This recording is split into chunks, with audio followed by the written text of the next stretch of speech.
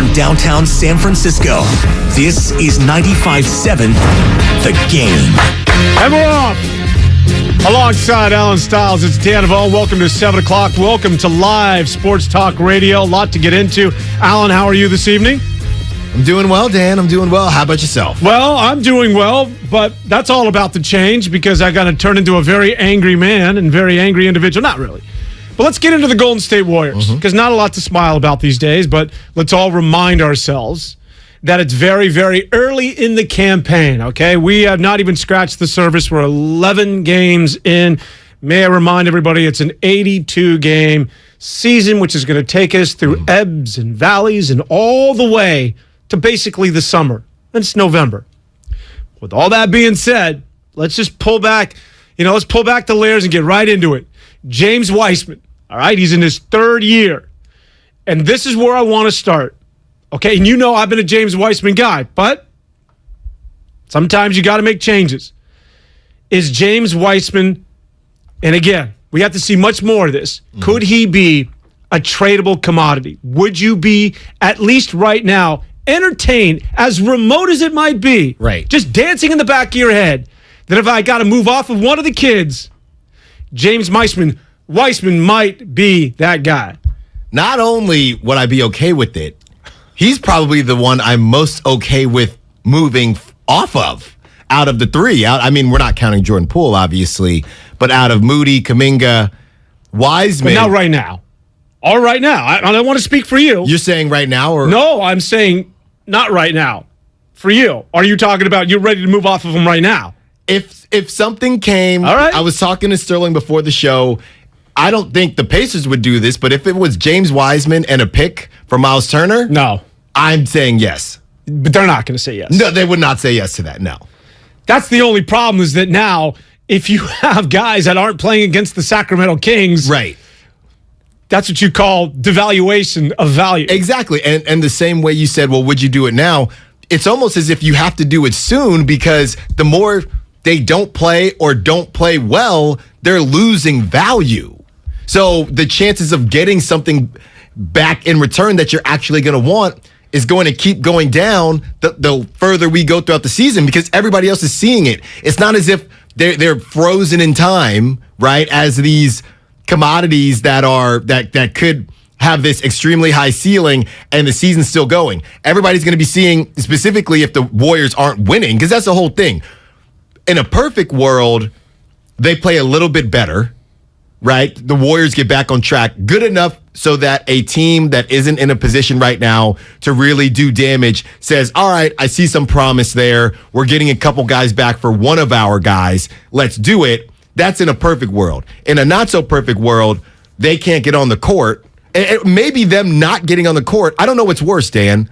Not getting on the court and the Warriors winning, them not playing well. And even if the Warriors win or lose, it doesn't matter because everybody's watching the youngins not play well. Because that's the thing.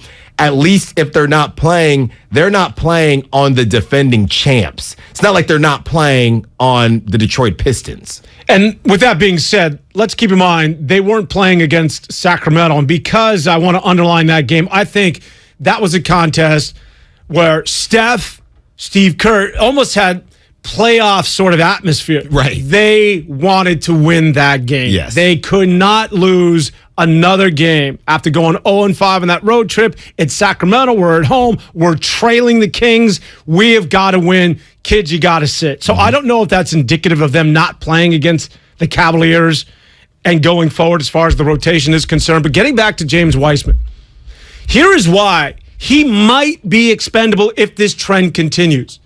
The man is due to make $12 million next year. Now, that pales in comparison when you think about the $31 million that Jordan Poole and the likes, of course, of what Clay and Draymond and Steph are pulling down. But for a kid who is not performing, $12 million and then tack on the luxury tax, that's like $80 million for that kid. So sometimes when you're thinking about the future, and Joe Lacob has intimated as much, I do have to save a little bit of money and cut some corners. Now, of course, we know he's a big James Wiseman guy, right? But will that change? Because I do think that the word expendable will enter the thought process at some point. Right now, I think the biggest deterrent for James Wiseman and the biggest hurdle for this young man is that he's got a lot of things he's got to do, but he's got to learn to play with Steph. Right. Like, that is first and foremost. You want to even mention the word Golden State Warriors? They've shown some flashes, some P&Rs and things like that. It's not happening enough. Well, yeah, he's not in concert. Here's the thing with James Wiseman. He doesn't fit as a Warrior right now. Mm-hmm. Like, I actually think his game might translate with somebody else. Mm-hmm. I really do. Remember how we were talking about Kevon Looney and how he's perfect for the Warriors? He tested free agency, right. And everybody's like, God, you did really well, but I don't see a role for you here. Like, I don't know who you're going to play with. You're a perfect Golden State Warrior. Yeah. Same with Andrew Wiggins to a certain degree. There are certain players that are perfect fit for what it is that the Warriors do. What the Warriors do is very dissimilar to just about everybody else in the NBA. Right. James Wiseman might be the complete polar opposite of that. He may fit with other teams. I don't think he understands this. I don't think he understands the pick and roll. I don't think he understands spacing. There's a cerebral component to the way the Warriors play. Now, obviously, you need your reps, and you got to be physically talented, but also there is the mental aptitude that I'm not sure he'll ever comprehend. But I don't even know if it's necessarily that, because I'm sure he understands the offense. It's also, to me, I think I agree with your point in the space of James Wiseman wants to be a cornerstone. That he's a number 2 pick, right? He's supposed to be a cornerstone for an organization. He's supposed to be a Joel Embiid for somebody. And dare I say, even to a lesser degree, DeAndre Ayton, somebody like that. That's not who he's going to be on the Warriors, at least not right now. And Kevon Looney is a guy who he doesn't want, just like we talked about a couple days ago. James Wiseman getting upset, showing up Steph, of all people, because Steph didn't give him the ball in the post. Kevon Looney would never do that. But James Wiseman, some people might like that. Hey, I'm trying to show you guys that I can do my thing. Now, James Wiseman, stop it. Don't ever do that again, because you cannot even hold Steph's towels, all right? So don't ever do that again. But to be fair, I do appreciate he wants to show what he can do offensively. The issue with that is that Kevon Looney would never do that, because Kevon Looney is not there for that. Kevon Looney, he's scoring he's scoring not by accident, by when people leave to go to Steph or people leave to go to Clay, and Kevon Looney slips in. James Wiseman's trying to show I can be that guy. I'm trying to think back, Dan, to the tandems, and because of the timelines, I don't know how strong of a tandem specifically with this offense, how strong of a tandem James Wiseman and Steph would ever be. But when you think about Shaq and Penny, Shaq and Kobe, I don't even know how much, to be honest, and somebody can correct me, they worked together per se, right? Like in an offense, they were just both two ballers. So James Wiseman is not a baller yet. So he's stuck. He wants to be a baller. He's not a baller yet, but he doesn't necessarily, he can't even do the dirty work. He can't even get in there and grab rebounds like Kevon Looney. He can't do either one right now. So he's stuck in some limbo where nobody knows how to utilize him. Yeah, he's not. At worst case scenario, listen, we know that maybe the offensive part of this is going to take a while. I think they mitigated what it is they expected from him offensively. They're not running plays through him. If he could just be, I always give you the Robert Williams analogy. He ain't Robert Williams of the Boston Celtics. But if he could have just been, and I'm talking about in the past tense, he's still with the Golden State Warriors. But if he can be just a high energy, big body, athlete, grab rebounds, protect the rim on both ends, run the floor, dunker spot, and then we'll gradually go from there. But what did I say at the beginning of this season? And I said this at the beginning of last season before we found out he wasn't going to play. Of course you weren't listening. And people are going to get triggered when I say this name because he's a bit of a meme. But this meme has 3 rings and he's still playing. JaVale McGee. All he had to do this season is be what JaVale McGee has really been throughout his career, and specifically when he was on the Warriors. We know it was a little bit different because you had Kevin Durant, but that's my whole thing that I can't rock with you, Dan, in terms of James Wiseman not being able to pick it up. This is no offense to JaVale McGee, but if JaVale McGee could figure it out, I don't think it's a problem with James Wiseman figuring it out. It's just, I don't know if he's eating popcorn before every game. He's not able to grab rebounds. He's not able to do. That's the thing. And I love going back to baseball. If you're not hitting home runs, you're struggling. If the coach asks you to get a sack bunt down, please, Lord, get the sack bunt down. That's the same thing with James Wiseman. You might not know everything about the offense yet, but by golly, you need to grab those rebounds, and you need to know where you're at, and you need to not show up Steph Curry, and he can't do any of that right now. Well, when you make the JaVale McGee comparison, you have to keep in mind JaVale McGee was not JaVale McGee the first 6 years in the NBA. That's true. Took a long time for him to get it. Shaqtin' the Fool. Yeah, exactly. So it takes a while, and quite frankly, when I look at Wiseman, he looks like he's one of those guys who's on the trajectory or an arc of getting it in his second or third team. Like he could be with Orlando 6 years from now. Remember when he was with the Golden State Warriors, how lost he was, and then he went to Phoenix, and now he's with Orlando. Andrew Wiggins. I don't know if he's going to be Andrew Wiggins. No, I'm just saying it took a little bit of time. 888-957-9570. We're going to officially open up the phone lines and start things out in the city of San Francisco. Just give me my man Jonathan, who's talking trades on a Thursday night. Jonathan, what's up, buddy? Let's go. Hey, I say trade him right now. Since the interest is still kind of high, a lot of teams are still seeing their potential. So I trade Kuminga and Wiseman because from what I've seen, very little video out there, and what I've seen them, play with the Golden State Warriors. I feel like Wiseman and Kuminga are the isolation type players right now. I don't know if they're ever gonna learn how to fit in the system because the core tree is still a championship caliber core.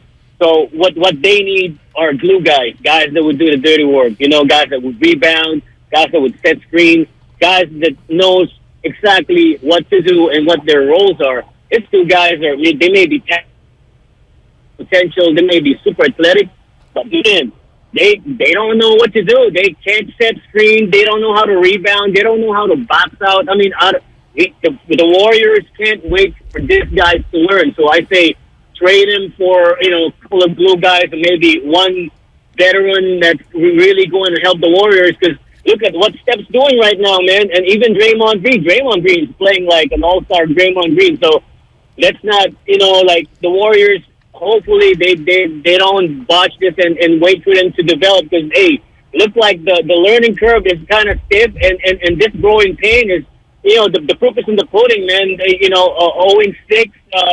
And thank God they won against Sacramento, but they see how much effort the core and the stars have to put just to win that game. So, thanks so much, Jonathan. We're set. We're being set up for maybe Priest. Somebody's going to call in and just hammer saying it's too early. I can't believe you yo-yos are talking about dealing. Well, I'm not going to go Kuminga. Sorry, Jonathan. I can't go there. If the price was right, I would go both. It's crazy, Dan, because look. You're out of your mind, but go ahead. No, but I'm just saying, I just want Steph to be in the best situation. And look, to me, we just disagree on what we don't disagree on Kuminga's potential. I disagree in terms of what Kuminga is going to have the opportunity to be on this team. And yeah, we might be freaking out, but I'm sitting here, Dan. I'm looking at the standings. And the Eastern Conference specifically, the three bottom teams, the bottom feeders.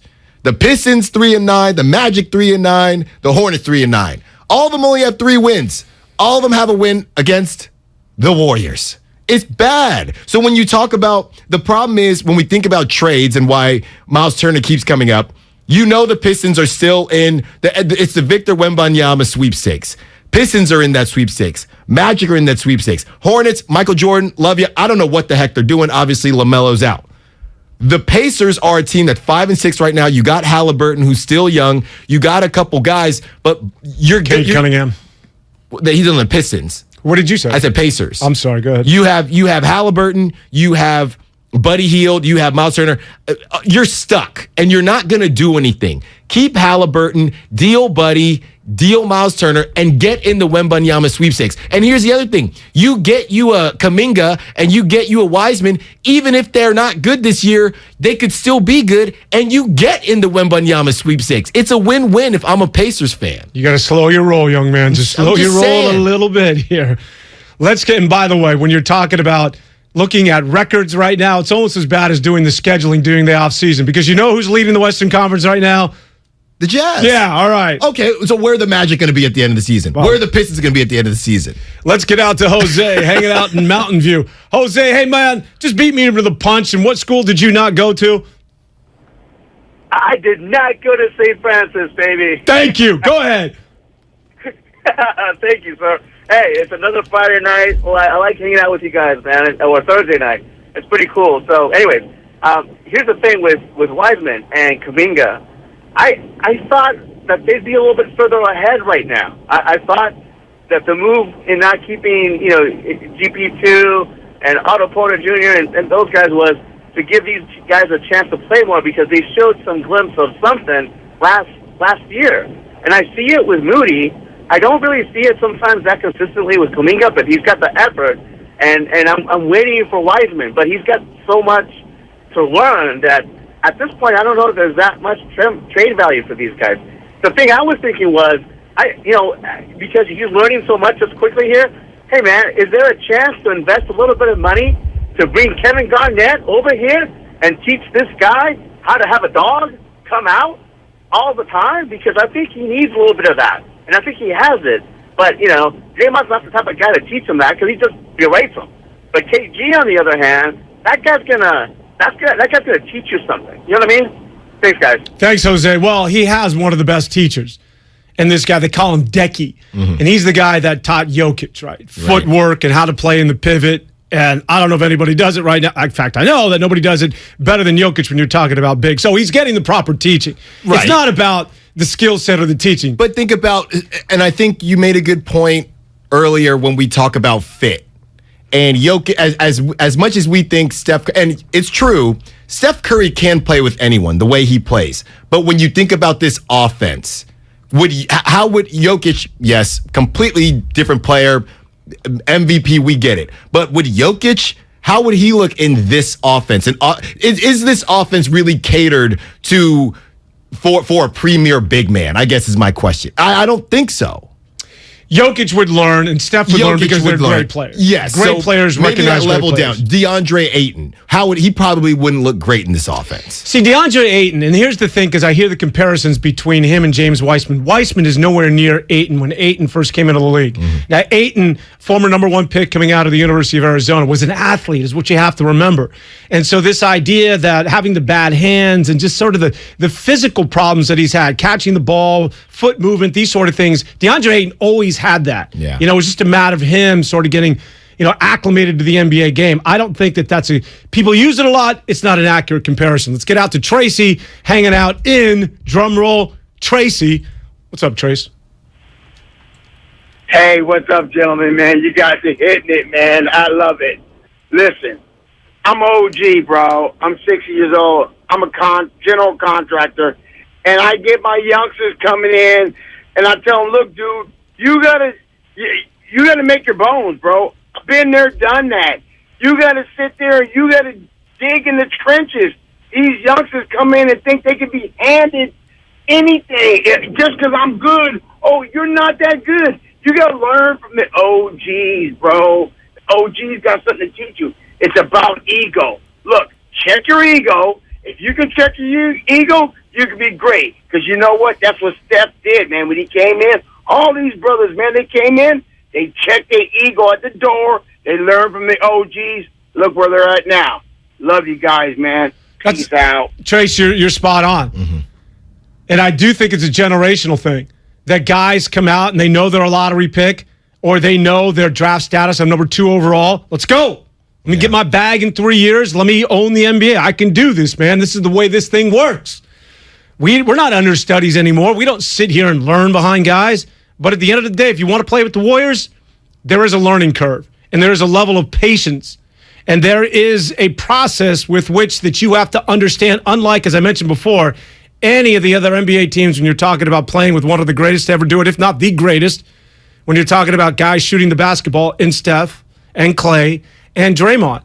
I think there is a lot to that when you're coming into the Golden State Warriors, man. Check that crap at the door. Well, yeah, and I think part of that, too, is us as Bay Area, as Warrior fans and the organization, we've all been a bit spoiled because of Steph. because Steph is the most selfless superstar that may have ever lived. So we think everybody's going to behave like that, but they're not. The 510 is chiming in, Dan. Bay Area takes pride in homegrown talent. Curry, Clay, Buster, Crawford, yet they have no patience in Wiseman, Kuminga, and Trey Lance. Come on, Bay Area. I hear you, 510. I'm on the Trey Lance train. Trey Lance train. I get you on that. This is a different situation because there's only 5 guys on the court, and you got Steph Curry, who you don't have. I don't care about what Kuminga and Wiseman are going to be in 2-3 years. You got Steph Curry right now. That's the difference between the Trey Lance situation. So you're on the wrong train. You're on the Trey Lance train, and you're getting off the Jonathan Kuminga train. We're on 2 different trains. You're going South Bay. I'm going North Bay. Sean's hanging out in San Francisco. Forget about North or South Bay. He's right here in the city. What's up, Sean? Hey, I just wanted to say that I don't think that the Warriors are accentuating the skill sets of Kuminga or Wiseman. Specifically with Wiseman, they want to box his game in and limit the things he does. He showed a lot of versatility early on when he came in as a rookie, but they want him to play like Looney. I say let the kids get in their bag a little bit and adjust how you're coaching them instead of allowing them to just fit specifically in the way the Warriors play. Yeah, it makes a lot of sense. And I would agree with you to a certain degree. Yeah. Again, playing with the Warriors is not like playing with anybody else. We got to get to a break. Eddie, do you want to take Eddie? Eddie, you got about 30 seconds. Hit us hard, buddy. Yo, what's up, fellas? Just real quick, I think it's unfair to have these lottery guys like Kuminga, Moody, Wiseman, compare him to any other rookie who gets play, right? You want to compare him to Franz Wagner. He's been getting more minutes than anybody gets, getting up shots, Ayton, or anything else.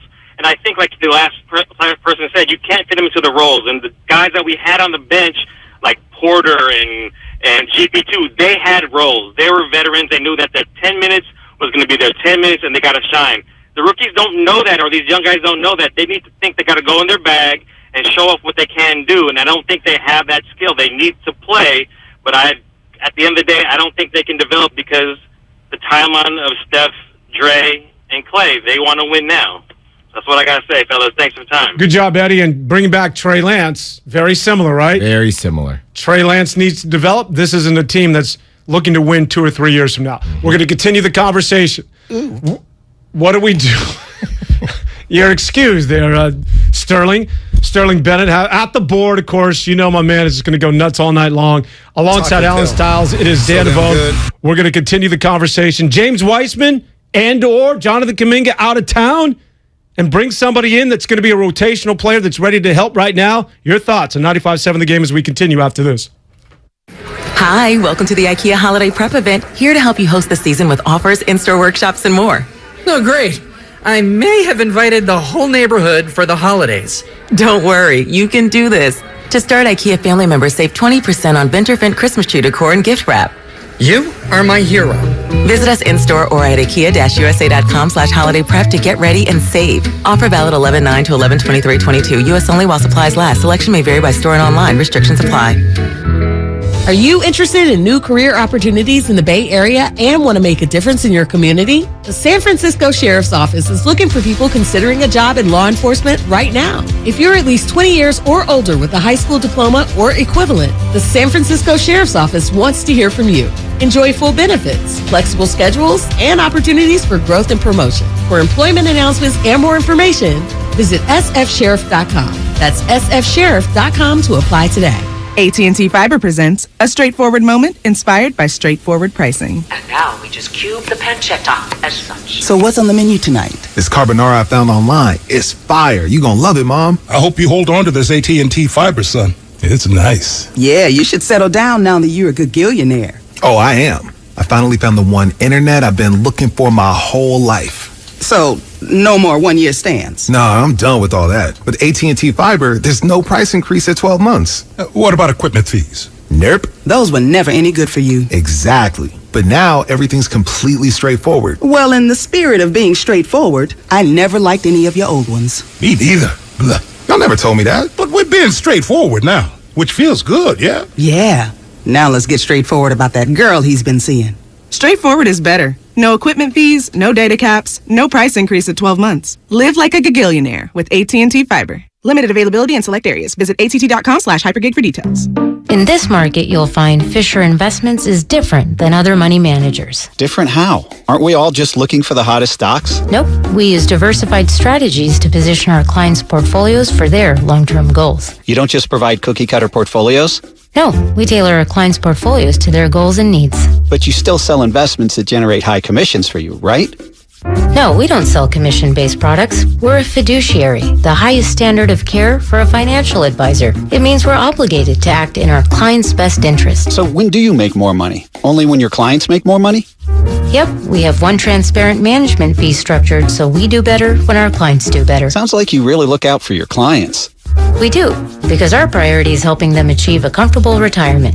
That might be why most of our clients come from other money managers. Visit FisherInvestments.com to find out why investors like you switch to us. Fisher Investments. Clearly, different money management. Investments in securities involve the risk of loss. 1-877 Cards for Kids. KARS Cards for Kids. 1-877 Cards for Kids. Donate your card today. 1-877 Cars for Kids. KARS Cars for Kids. 1-877 Cars for Kids. Donate your car today. With car prices at an all-time high, our donors are now getting highest receipts ever. Donate at carsforkids.org and your car can be picked up tomorrow. 1-877 Cars for Kids. KARS Cars for Kids. 1-877 Cars for Kids. Donate your car today. Now accepting donations of land, homes, buildings, or any kind of real estate. California, you deserve more. And with United Healthcare, you'll get more. Annual enrollment is October 15th through December 7th. So call United Healthcare today. With the United Healthcare Medicare Advantage Plan, you get more from your Medicare dollar, now including better than ever dental, vision, over-the-counter, and prescription drug coverage. Call United Healthcare at 1-888-CALL-UHC today and speak with a licensed sales agent. Benefits, features, and/or devices vary by plan and area. Limitations and exclusions apply. Homeowners are choosing the beauty of Milgard Trinsic Vinyl featured at Dolan's. Narrow frames, the contemporary look, the color choices, perfect white and tan, and an array of custom exterior colors. And that's only the beginning. The innovative Smart Touch window locks exceed California's rigorous forced entry codes, plus energy efficiency for comfort. Discover Milgard's vinyl benefits in the ideas section at dolanlumber.com. Universal Studios Hollywood is where the holidays come together. We've tested it. Festive food with refreshing Coca-Cola. Family, friends, and fa la la. Dazzling lights cranked up to maximum merriment. The Grinch and his dog Max stealing your tree. All the science adds up. It's the awesomest celebration of the season. Save $20 on a Coca-Cola 2-day general admission ticket. Offer ends 12/14/22. Restrictions apply. Details at universalstudioshollywood.com/Coke offer. If you run a small business, you need the most from every investment. That's why Comcast Business gives you more. Like our new gig speed Wi-Fi, plus unlimited data, all on the largest, fastest, reliable network for small businesses. Comcast Business, powering possibilities. Get started with fast speeds and advanced security for just $49.99 a month for 12 months with no annual contract. Plus, ask how to get up to a $750 prepaid card with a qualifying bundle. Ends 12/5/2022. Restrictions apply. Eco bill and autopay required. New 50 megabits per second internet and security edge customers only. Equipment, taxes, and fees extra. Why wait to save? Dell Technologies Black Friday event arrives early with select deals on top tech to power business productivity. The savings start now with up to 48% off performance business PCs powered by 12th Gen Intel Core processors. Don't forget special pricing on the latest monitors, docks, and accessories, including free shipping on everything. Call a Dell Technologies advisor at 877-ASK-DELL for Black Friday deals. That's 877-ASK-DELL.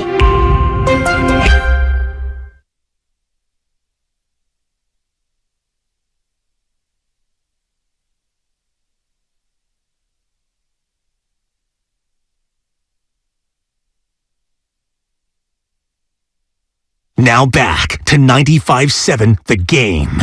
It's Allen Stiles and Dan Devone here on a Thursday evening talking about the Golden State Warriors, who, by the way, tomorrow night will entertain the Cleveland Cavaliers. Who is this, Sterling? This is the Wombats. Have we heard them before? We have not. This is part of your SoCal, just grooving and puka shells. It is a good vibe. On a longboard somewhere. He knows that I'm down with his music, so good stuff. All right. So, coming up tomorrow night, it's the Cleveland Cavaliers. The Cavaliers who have been very, very good. One of the young, dangerous teams in the NBA, although they got tripped up and beaten by the Sacramento Kings the other night. Sacramento could be turning the corner. Could this be the end of the 16-year drought where we see the Kings get into the postseason? I digress because we're talking about the Golden State Warriors. Focus is on a team that's 4-7 after winning the NBA championship. The big question right now, is it too premature for us to even consider making a trade and moving off of that youthful core and bringing in somebody that can help right now? And the name specifically that has been bandied about, I started with Wiseman, but somehow it's turned into a package deal where Jonathan Kuminga's name has been mentioned when you're talking about trading some of the kids. Yeah. Jonathan Kuminga, to me, that's a mistake because Jonathan Kuminga, right now, it's just too premature. But Dan, I'm not necessarily saying you're wrong, but you have no choice. What in the world are you going to get for Wiseman right now? What are you going to get for Wiseman that's going to make you that much better? Wiseman and a pick? You don't want to lose you talk about the future. What are you going to give him, a second-round pick? You could see a team that's rebuilding that recognizes Wiseman could be a cornerstone. I could see somebody. It's not going to be a team that's looking to go to the playoffs right now and going to say, hey, Wiseman's the answer to our center. But it could be somebody that's looking on that 2 or 3 year project and might recognize talent with Wiseman and saying, hey, listen, man, there's a fire sale over there with the Golden State Warriors. We can get some serious impact, or if we believe in this guy, this could be an impactful guy for our future in terms of where we're going. Phone lines are stacking up, 888-957-9570. Your thoughts on moving Wiseman into or Kuminga out of town? I know it's premature, but it's being kicked around, believe it or not. Rich in Fremont is where we're going. Rich, talk to me. What's on your mind, young fella? Hey, guys, thanks for taking my call. I honestly believe when it really comes down to it is that, everybody is just, moving way too fast on this. I think it's very premature, and I think it's not something we should consider until at least 30 games have gone by, okay? Maybe 40, okay? We got to be realistic, okay? To develop players, it takes time, okay? It's not going to be automatic, okay? These guys have got to work together. They have to gel, and we got to consider that at the end of the day, we need to trust the brain trust of Golden State, okay? This team has not won 4 championships because they just wanted to do it one day. They did it because they developed players, they put together a core, and they're transitioning right now. But I don't think just because 11 games has gone by that now all of a sudden we should just trade away Wiseman and Kuminga because we want to see them win now. It's way too early in the season, okay? And you got to go through the rest of the games. Now, if we looking at, say, I don't know, game 45 through 49, and we still looking at, a team that's just dropping games, then, yeah, that's when the talk becomes real. But right now, it's just way too early. Thanks, guys. Thank you so much, Rich. Again, it gets back to those timelines. Well, not just the timelines. Obviously we love when Rich calls in, but game 45, 50, by that point, if you're still looking to make a move, they've probably lost more value. I think that's the issue, right? I mean, unless they think that unless these guys have been playing decently, the Warriors are still hovering above water. That's a lot of ifs. The chances of, and if they're playing well, then sure, just like Rich said, we don't need to do anything. But if you're still thinking about it at this point, what are the chances these guys are still going to have that cachet, that value, but you're still willing to deal them? I think that's the tough part. Joe's hanging out in San Francisco and wants to talk about Kuminga and the youngster James Wiseman. Go, Joe! Hey, Dan and Allen. How's it going, guys? I want to spin it a little different way. If I'm Wiseman or Kuminga, Moody, I want out of here on the first train tomorrow. I'll take tonight's midnight train to get out of here. You got a couple of years to get to the point where you can make that next contract, make the first big contract, like, that Poole just signed. And so do you want to go to a place where you can play 35 minutes a game, take 20 shots, or you're playing 13 minutes and you get 3 shots, where your boss, Steve Kerr, says your job is to help those guys over in the corner.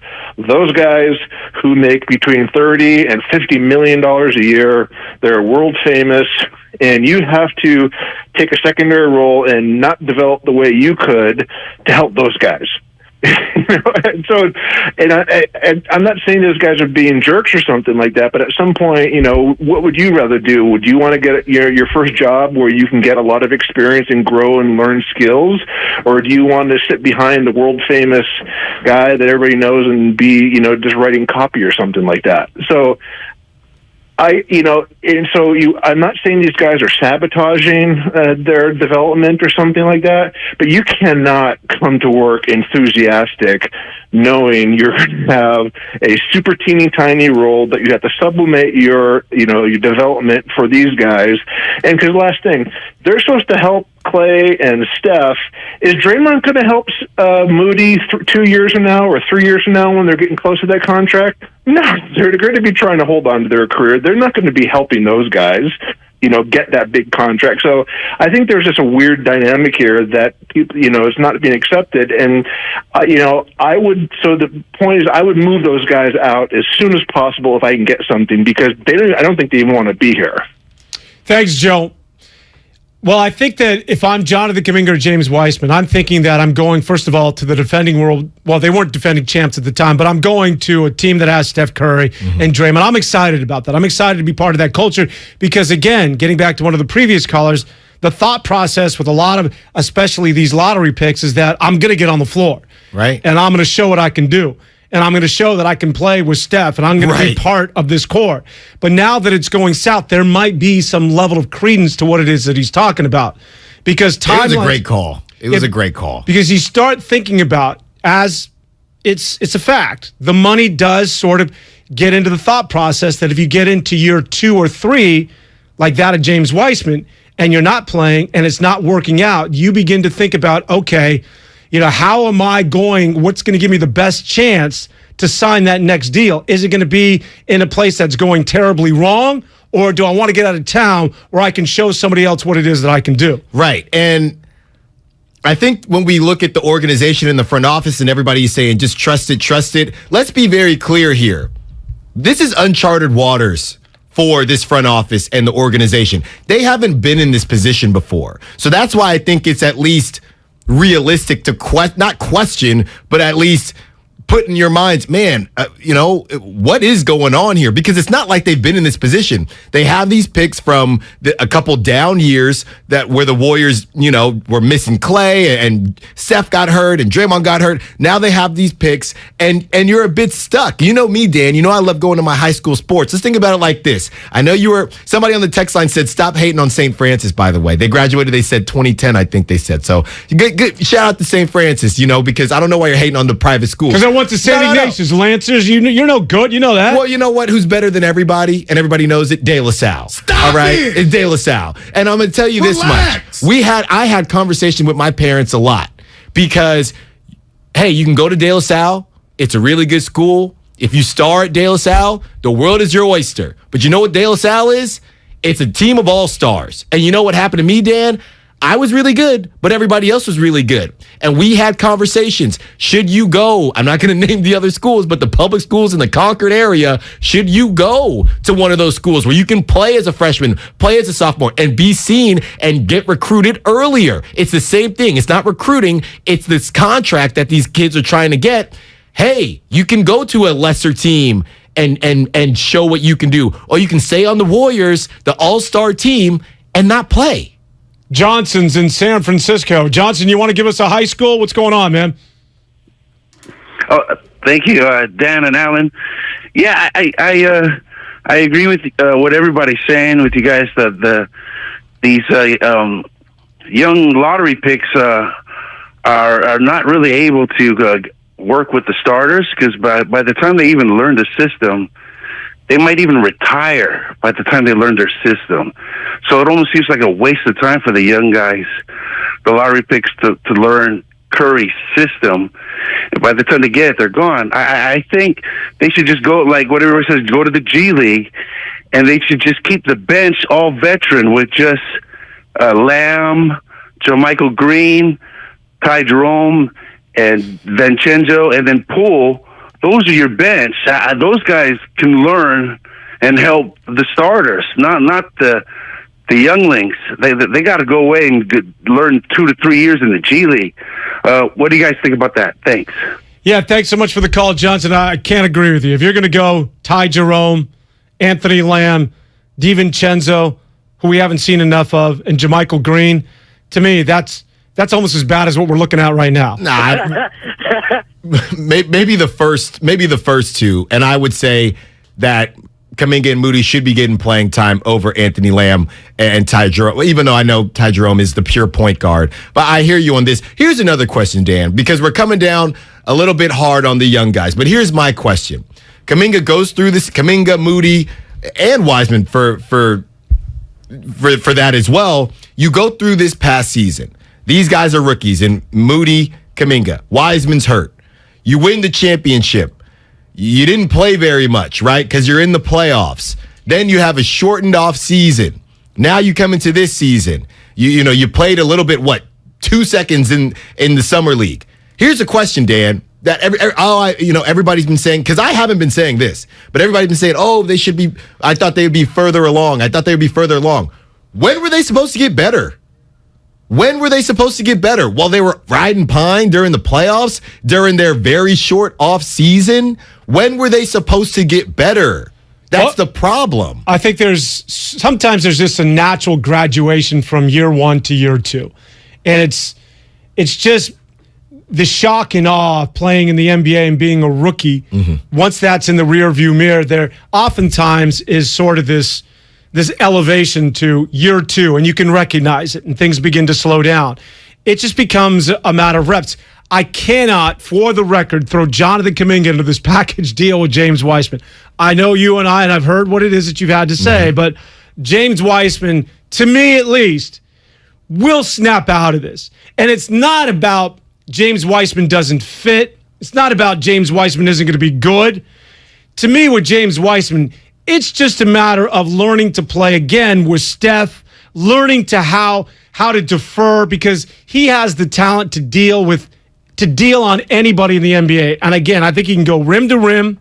I think he's one of the few guys, if not the only guy on that Warrior team, aside from Andrew Wiggins, when the offense is stuck, they can say, hand him the keys. You're talking about Kuminga. I'm talking about Kuminga. You can hand him the keys eventually and just say, go get yours. Mm-hmm. And he'll ISO or he'll break dudes down. It's just a matter of him getting to that level. He will do that. Mm-hmm.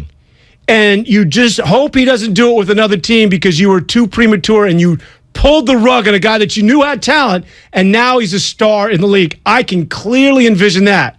Not so much with James Wiseman, but I'm telling you, mistake is written all over the young man, Jonathan Kuminga, if you were to deal him in the next month or so. Steve's hanging out in Oakland, wants to talk about James Wiseman. What's up, Steve?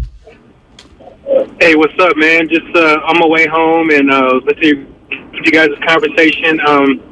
I agree with the last caller. Kuminga can be one of those guys. I also believe that Wiseman can be one of those guys as well, man. He's huge. He's 7'1", and he takes up some space. With the right coaching and the right motivation, Wiseman can be our secret weapon, you know? He can average 15 points a game. He can average that just like by breathing, by being in the right place at the right time. It's all about positioning and being patient. And it's all about Steve Kerr finding time for these guys to go on the floor and be effective. If they don't play, they can't score, you know? So just looking forward to the season, man. I don't want to trade anyone yet. It's too early for that. We got too much talent, and there are too many possibilities to trade anyone right now. We need to play another 10, 15 games and then see where we're at. But these guys need playing time, you know, in order for us to see where the team might go in the future. Thank you. 10 or 15 games, that's too brief for me as well. But the problem is if you, again, move James Wiseman, it's a 7-footer. And those dudes have been few and far between in these parts. So much like that of Jonathan Kuminga, although I'm obviously much bigger on Jonathan Kuminga than I am James Wiseman. If you move James Wiseman, you just better be right. Because there are people that have waited an entire lifetime to see a center that can do potentially what it is that James Wiseman could do with the Golden State Warriors. But potential is one thing, and what we're witnessing right now is a completely different thing. All right, when we get an opportunity, we'll get out to Philmo Mike. Some of the phone lines are backing up. We'll wait for our man Sterling to get back in position. But anything you want to add when you're talking about Wise? Yeah, I just think that you have to be okay with that. That's what I think. If you're going all in, because you have a guy that James Wiseman and Jonathan Kuminga could be this or could be that. You have Steph Curry, who you know is that dude. That's just it. So when we've talked about this before, it's a gamble, but I think it's a calculated gamble because unless you think could one of these two be a Hall of Famer, it's possible. But all I know is this: you got 3 Hall of Famers on your team right now, so I can't hold them back from what they can accomplish in their career because of what some player might be. That's the problem. Yeah, forget about Hall of Fame talk. But I'm just saying. You're saying Wiseman, they're few and far between. Do we really think Wiseman's going to be a Hall of Fame? And if no Hall of Fame. At this point, we just want somebody who's functional coming off the bench. But that's what I'm saying. You can't be afraid if you don't truly believe that this guy could be a Hall of Famer because you have Hall of Famers on the team right now. You can't be afraid to deal them. Philmo Mike, one of our regs, wants to get in on Kuminga and Wiseman. What's up, Philmo? Hey, what's up, man? Y'all having a very interesting conversation. I don't know if Allen remember this guy, but Dan, you may remember Pete Newell. Yeah, former Cal big man. Yeah, taught the big man camp for many years. Yeah. Yes, sir. They need, like Allen said, to me, Kuminga's a 3-4. Small man, future 5, so he needs to be in the big man camp too. Work on fundamentals, work on your hands, because a lot of times it's not your hands, it's that your hands are not in position to catch the ball. When Curry up there, when Poole up there, them passes going to be whizzing through you. You feel me? You got to be ready. I give you two big men the Warriors invested in, and they took their time with them. Now, Donald Foyle, you can say what you want, but he went to the big man camp for like the first 5 years of his career, and he steadily got a little bit better. And Andres Biedrins, they both went to the big man camp. I'm not saying that they're great examples, but they got better. The fundamentals got better. So if Wiseman can get into a real big man camp, not an NBA, training camp, a big man camp before that to work on his fundamentals, and then to give him drills to work on it when he's in, during the season. We lose Philmo. Thanks, Philmo. A lot of this is development and skill, which will come in time. The one thing that, again, is a question somewhat with Wiseman and Jonathan Kuminga, and I will lump Kuminga in there with Wiseman for one of the few times. Wow. Is attitude. Mm-hmm. We did hear that about Jonathan Kuminga. Stephen A. Smith talked about that during the offseason. We're saying, where are you getting this from? We saw it with Wiseman. We've seen glimpses of it showing up Steph Curry the other night. That ain't a smart thing to do. The one thing when you're talking about the core of the Golden State Warriors is that you didn't have that. And it's something that you just cannot take for granted. As much as we applaud the physical talents of the Splash Brothers, it's also what's so unique about those three, which will never be replicated in my lifetime. Mm-hmm. I don't care how good potentially Kuminga, Wiseman, Moody, or anybody else that's coming in the lottery. You're not going to see lightning that struck this town for the last decade with those three. That was just, it's once in every 75 years, if that. Right. But it's not only the physical talents. What's so special about them is the mental makeup, man. Is Steph and Clay, you're just not going to see that. Two guys who were willing to work hard, who bought in, they understood, they were willing to learn, and there wasn't any of this where we have to deal with, some of this immaturity between the years. Because those guys were old souls and so far ahead of the curve, if you will. And that is something when you see Jonathan Kuminga being, look, it's not on Kuminga. He's 19 years of age, or he's 20 now.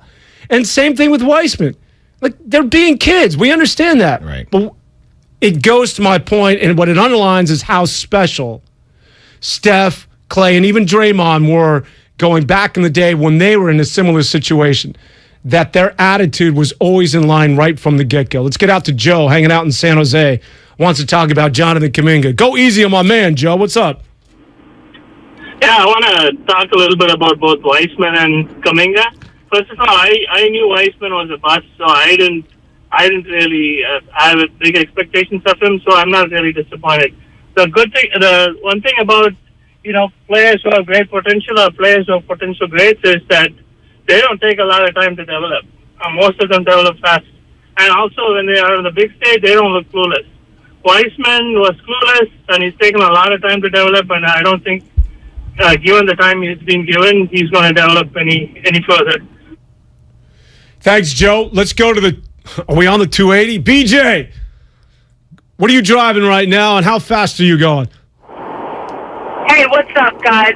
This is BJ. So, I don't think the issue is really Kuminga and Weissman, because you can trade them away, fine, and get what you get, but if Jordan Poole is not playing like the 6th man of the year, it really doesn't matter because the Warriors are not going for a chip. And the Warriors are a chip team. It does, playoffs are fine, but you know that playoffs aren't good enough. So the only way you trade away your future is if you really think you can get the chip. And without JP, you can't do it. Thanks. I hope Joe didn't run into something. Was that you that cut him off, Strong? Okay, good.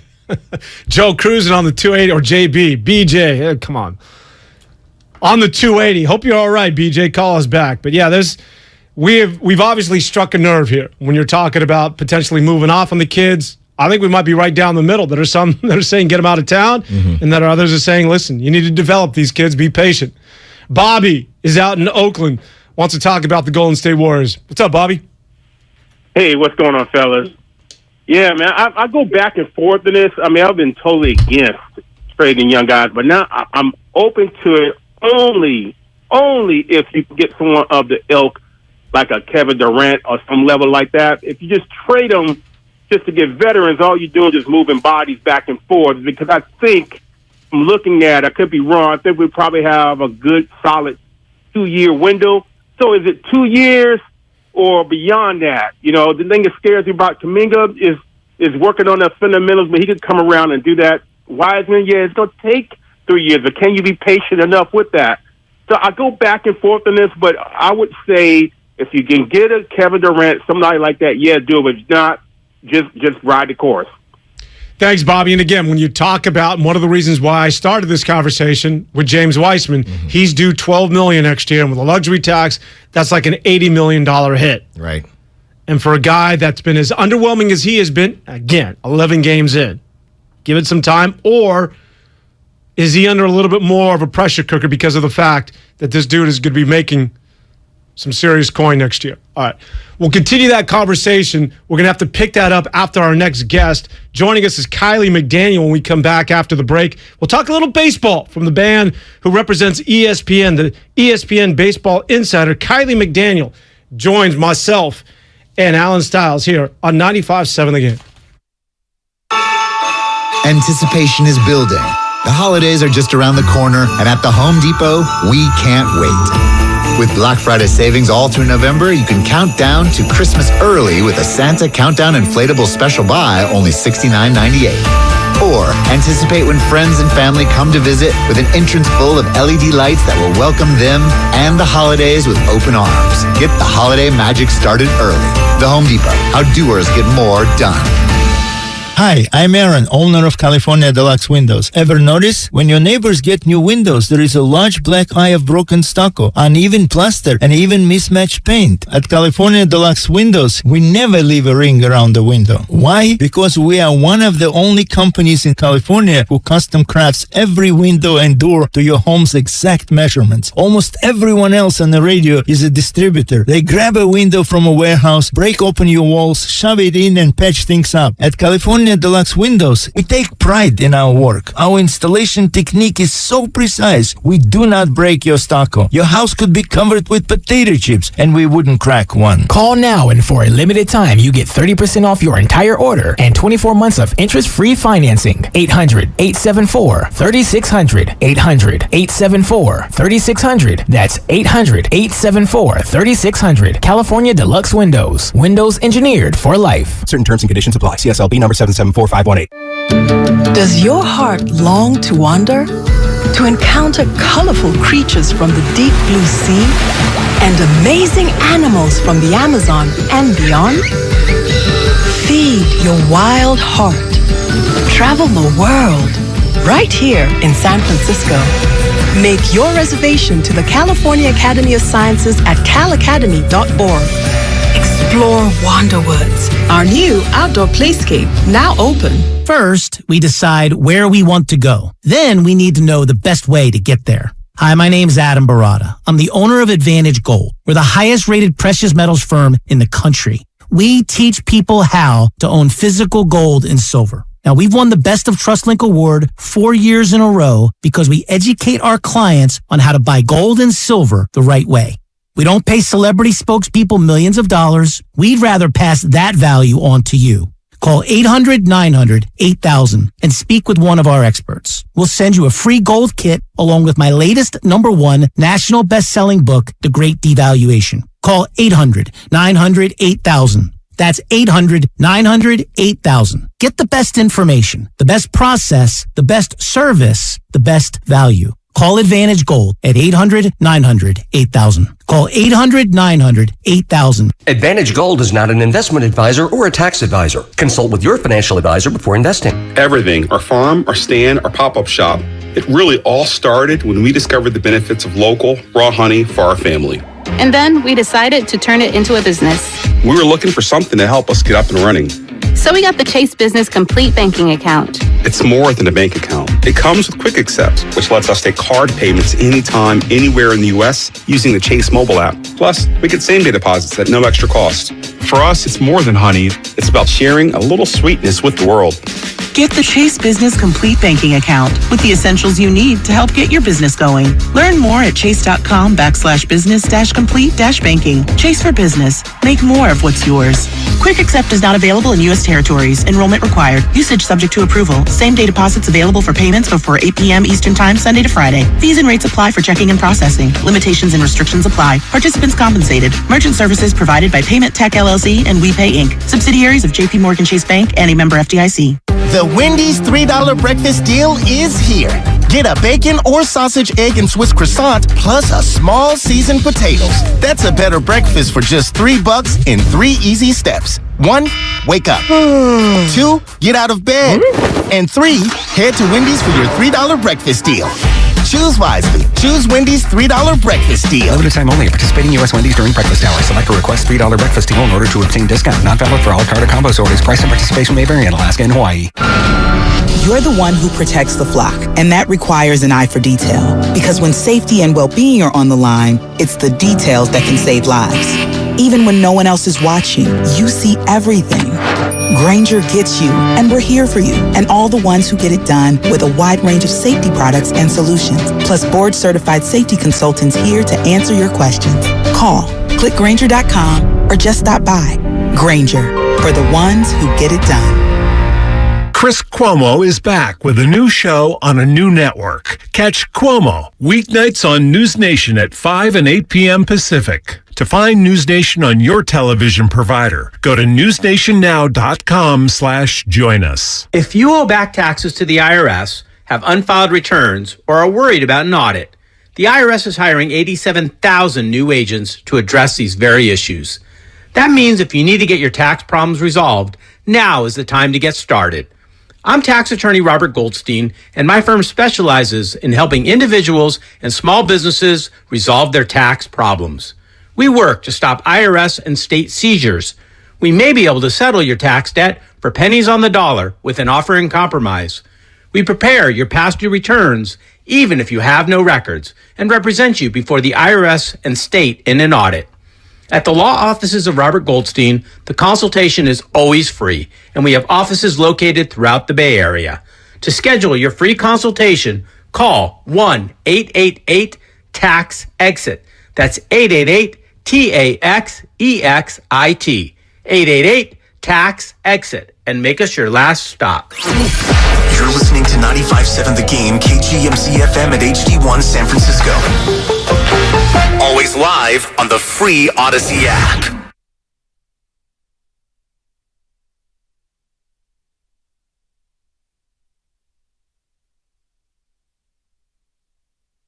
Now back to 95.7 The Game. We will rejoin Golden State Warrior talk and get back into the potential trades with the young, moving off of some of the young fellas potentially. But for right now, let's get into some Major League Baseball talk. Free agency is now official. The door is open to Major League Baseball. And with that, we bring in our guest, Kylie McDaniel from ESPN Baseball Insider. Kylie, how are you tonight? Thanks for joining us. Doing great. Thanks for having me. All right, let's start here. And pretty obvious. Aaron Judge, San Francisco Giants, what are the chances? And do we have any idea what sort of numbers it's going to take to procure the big right fielder? I've been following this beat closely. I wrote when he had a hot start to the season that it looked like he was worth about $250 on the overall guaranteed money in a deal, and with a really strong season, he could get over $300. And then at the end of the season, I polled, I think it was 15 executives and agents around baseball, and the average of their guesses was 8 or 9 years for about $320, $325. And it seems like all the predictions I've seen from other people at ESPN, other outlets, everyone's kind of landing at that 320 number and saying, if 2 or 3 teams decide that he's like the guy they're building their whole offseason around, it might be 350, might be a little more than that. But it's going to be somewhere in that 300 to 350 area, I would say, with 80-90% chance it's going to be somewhere in there. Kylie, is it when you go after a guy like Aaron Judge, is it built in that you're overpaying? Is that kind of part of the deal here? I mean, number one, he's in his 30s, and number two, what are the chances, for as good as he is and as good as he's been, what are the chances he's going to do this again, right? I mean, I'm not trying to be a cynic about it, but to even look at some of the guys that got signed last year and see, okay, they had like Marcus Semien, for instance, career year. And it's almost like these guys get paid and these teams hope that they're going to replicate it. But what are the chances that Aaron Judge is going to do this again? I mean, this exactly, I don't think he's ever going to do again. I think your impulse is the correct one. And if you're doing the completely logical approach, and Andrew Friedman, I believe, has given a couple quotes to this degree before, which is if you're completely logical, you'll never sign a free agent, because paying sort of a retail rate based on how good the guy is and then adding an extra year, because it's kind of what you have to do to like win the bidding war, it never actually makes sense. You just have to decide, like, well, we have this money and we need a player like this, and like, which one do we want to overpay? And to put it in context, like the math for like some casual fans that may not look at this the same way the front offices do. So the dollar per win, if you take a number like WAR and what teams are paying for it on the open market for everyday players, it's roughly $8 to $10 million a year per win. And so this year, Aaron Judge was worth 11.5 wins, which means he was worth almost $110 million. And so if he does it again and you give him a $300 million deal, you got 8 more years coming and you've already covered a third of the deal. Yeah. So that's kind of the idea, is at the beginning of the deal, he's a bargain because you're paying him to give him a 3.5 win year, which, like, if he has a 3.5 win year, he probably doesn't even make the All-Star game. That would be a pretty slow first half where there's probably some better options. Like, that's what we're kind of paying for at the beginning. He's obviously better than that. He would have to miss half the season to kind of be that sort of player. And then at the end, 2 things happen. One, he gets worse, and so maybe he's an actual 2 or 3 win player toward the end, which is like a solid everyday player, but not a standout guy. But also, when you're paying him $30 million a year, average players might be making $22 million a year then, and it actually, like, those 2 numbers sort of converge, where you're getting a great deal, but then how much you pay a player per win goes up, and then they kind of meet toward the end. That's sort of like a good outcome. If it works out, it looks like that. Kylie McDaniel, ESPN Baseball Insider, is our guest here tonight on 95.7 The Game. And Kylie, we are coming to you from San Francisco, and so people are trying to add things up here and talking themselves into the potential existence of this trade coming about. He's from Linden, California, about hour away from San Francisco, grew up a Giants fan. I just learned this. Here's a nugget for you. His wife is from Linden, California. So Are we reading too much into this, that this makes sense theoretically? What do we know from Aaron Judge's camp as far as leaning towards coming back to where it is that he grew up? There haven't been a lot. I mean, this obviously has been talked about a lot. I think of all the other places he could go other than the Yankees, the Giants are by far the most likely of the options and the most rumored. The sort of suspicion around the league is the Yankees need him more than any other team needs him. And given that he's played his entire career there, they drafted him when he was a late first-round pick. So obviously they believed him at the same stage. That sort of all things being equal, 2 equal offers, he stays with the Yankees. That's sort of the belief. The question is, what is that breaking point for the Yankees? Is it we'll go up to 320, and if somebody offers 321, we say no, and if you leave over $1 million and you leave over $1 million, that's fine? Is it, we go to 300, and if somebody from the Aaron Judge camp, then if somebody goes to 320 and we have a $20 million gap, then I'll leave? Like, that's the part we don't know. And if the Yankees have decided we'll pay up to 350, then I don't think he's leaving, because I don't think anyone's going to pay well above that and get close to $400 million for a giant who's had durability issues in his career. Like, it is sort of crazy at some point to be talking about the same kind of deals we're talking about with, athletic shortstops, up the middle guys. Bryce Harper and Manny Machado were 26-27 when they were hitting free agency, and Judge is 30-31.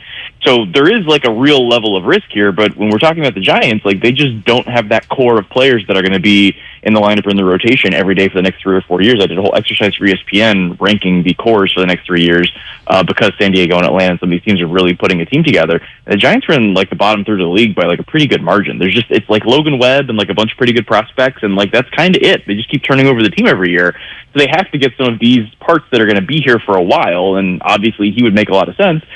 But given the history of Farhan Zaidi, like, it wouldn't shock me if they just go sign 3 guys in that like $50 to $120 million range and take the sort of, bigger money, but still not quite as risky as giving a guy $300 million. Yeah, Dan, if I'm not mistaken, I think Aaron Judge and his wife are high school sweethearts. Well, that would make sense. Well, that would make sense. Yeah, well, randomly in Linden, California. Huh? Can I give you a nugget? And Kylie, you can use this as well. Okay. So we're talking about the potential MVP of the Major League Baseball, that being Aaron Judge, and the potential MVP of the NFL, that being, of course, Josh Allen, potentially. Josh Allen's from Fireball, California. Our man Aaron Judge from Linden, California, about 5 minutes away by car. 2 remote little towns in Central California. Interesting. Yeah, they feed them good out there, huh? Kylie, you better throw me some love if that makes ESPN national news. Did the 49ers need a quarterback? I don't know. I've been paying attention. So, Kylie, obviously we've been doing a lot of talk about Aaron Judge, but as you know, the Giants, when they were in their heyday, pitching was a big part of this. I'm interested in your thoughts on Jacob deGrom, who's 34 years old. He's had some injury history. The Mets give him, the qualifying offer. Do you think there's anybody, or do you think deGrom and his camp, you might be willing to get him, maybe not money-wise, but or maybe money-wise as well, any possibility of a bargain, relatively speaking, just because of what has happened? Maybe he wants to pick somewhere that he really likes instead of just taking the big money somewhere. He's had some injury issues lately. Any chance that number isn't as ridiculous as you would think when you hear the name Jacob deGrom? Well, let me ask you this. Going into last year's offseason, Max Scherzer got 3 years, $130 million as a 38-year-old. DeGrom is now 4 years younger than Scherzer was at that time last year. Has obviously had some durability problems. You'd argue is an even better pitcher when he pitches. If you give those 2 guys the exact same contract, which one of them would you want? DeGrom. Yeah.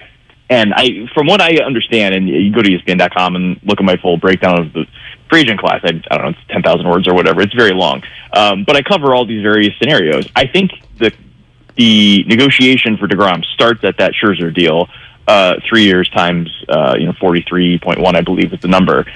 He's going to want to break that 43.1 AAV number, so call it 44, on a 3-year deal, and then after running it by a bunch of teams and agents, they're just like, no one's going to give him 4 years at that number. He hasn't thrown like 100 innings in a couple years.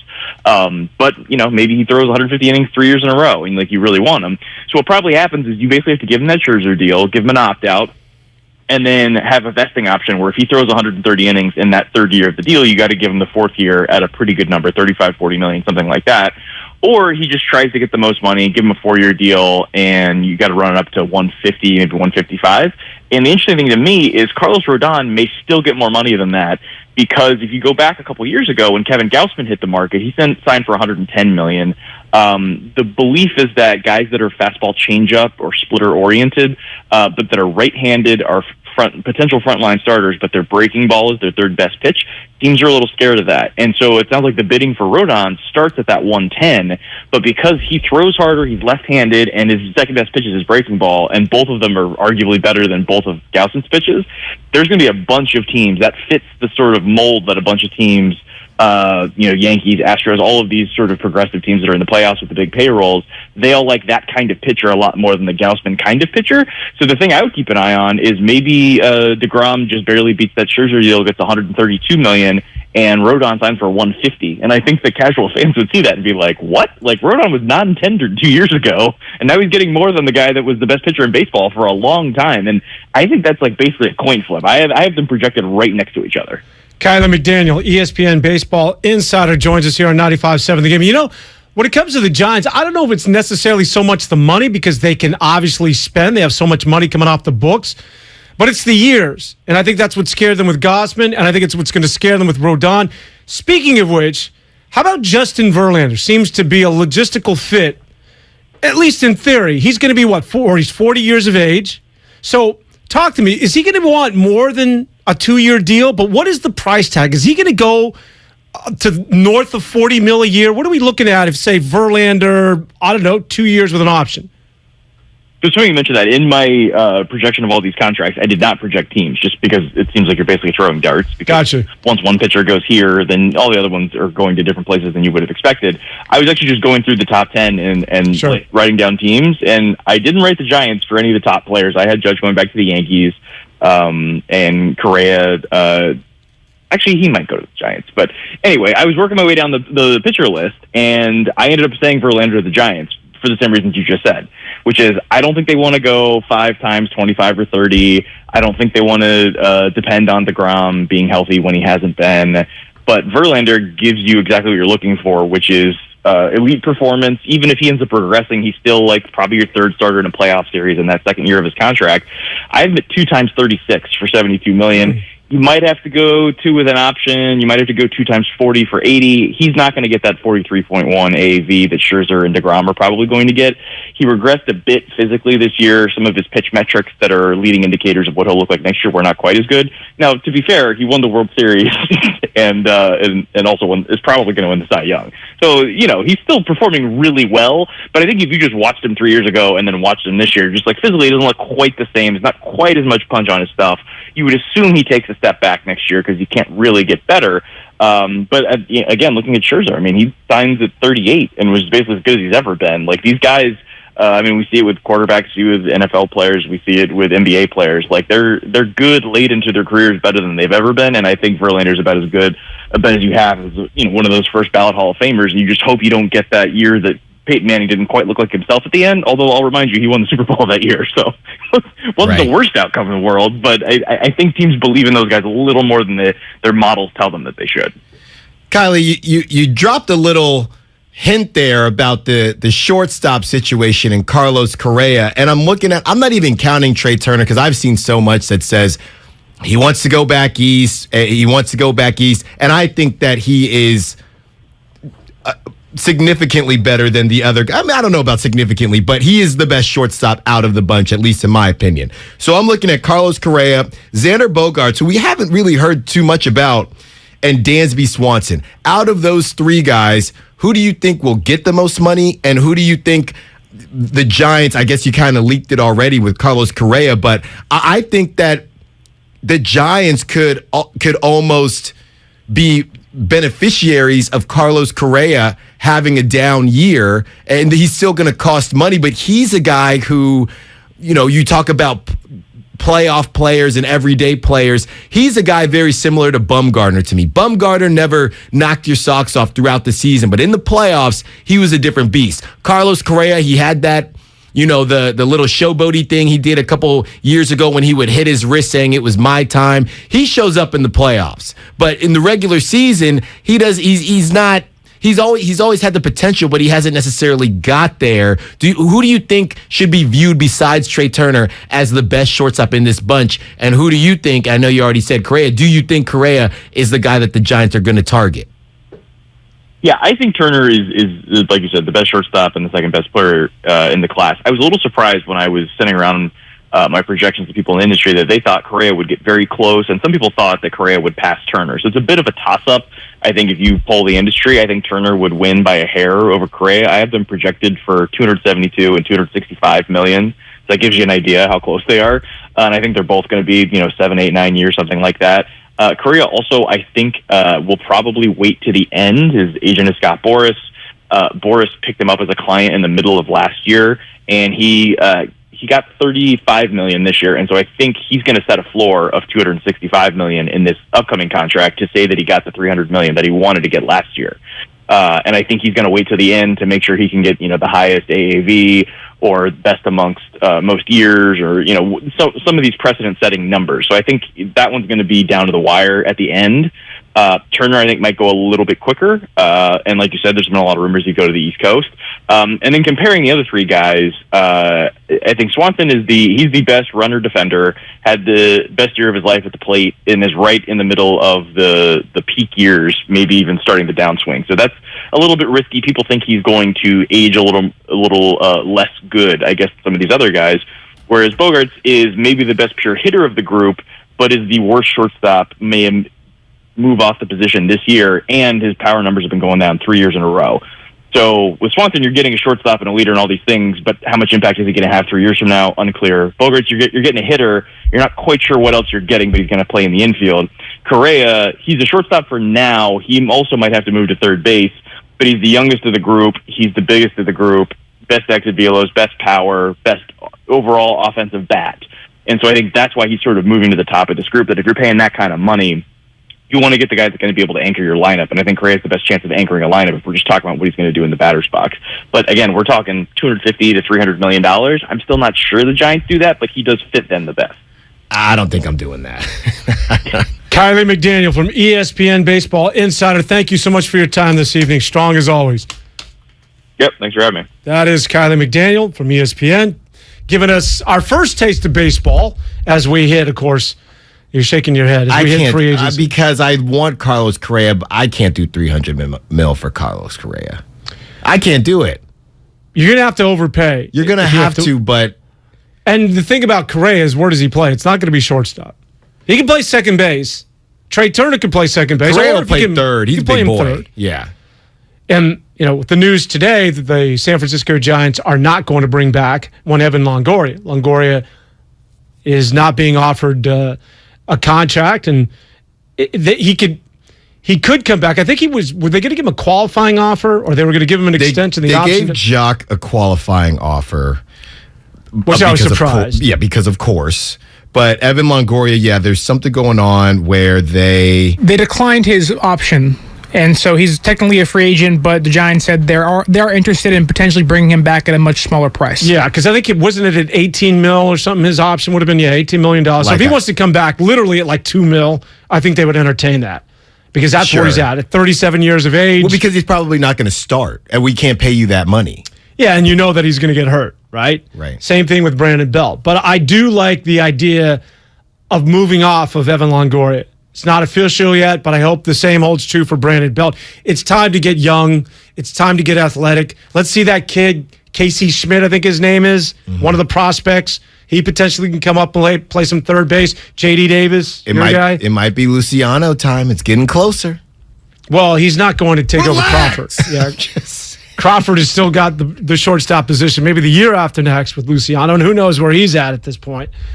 But, that VR kid. So I like the thought process of, if it doesn't work with Evan Longoria, he doesn't want to be here, we're okay, because we need to get young and you need to get athletic. And as far as Aaron Judge is concerned, you also need somebody with some marketability. Right.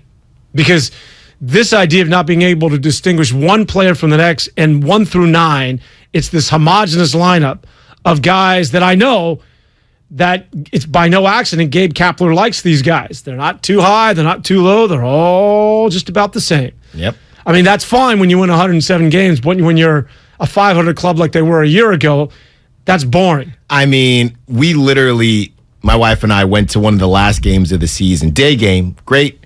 Day games are great. We literally went to say, let's go find some food that we haven't eaten before. We tried the crab sandwich for the first time. We could not care less about the game, Dan.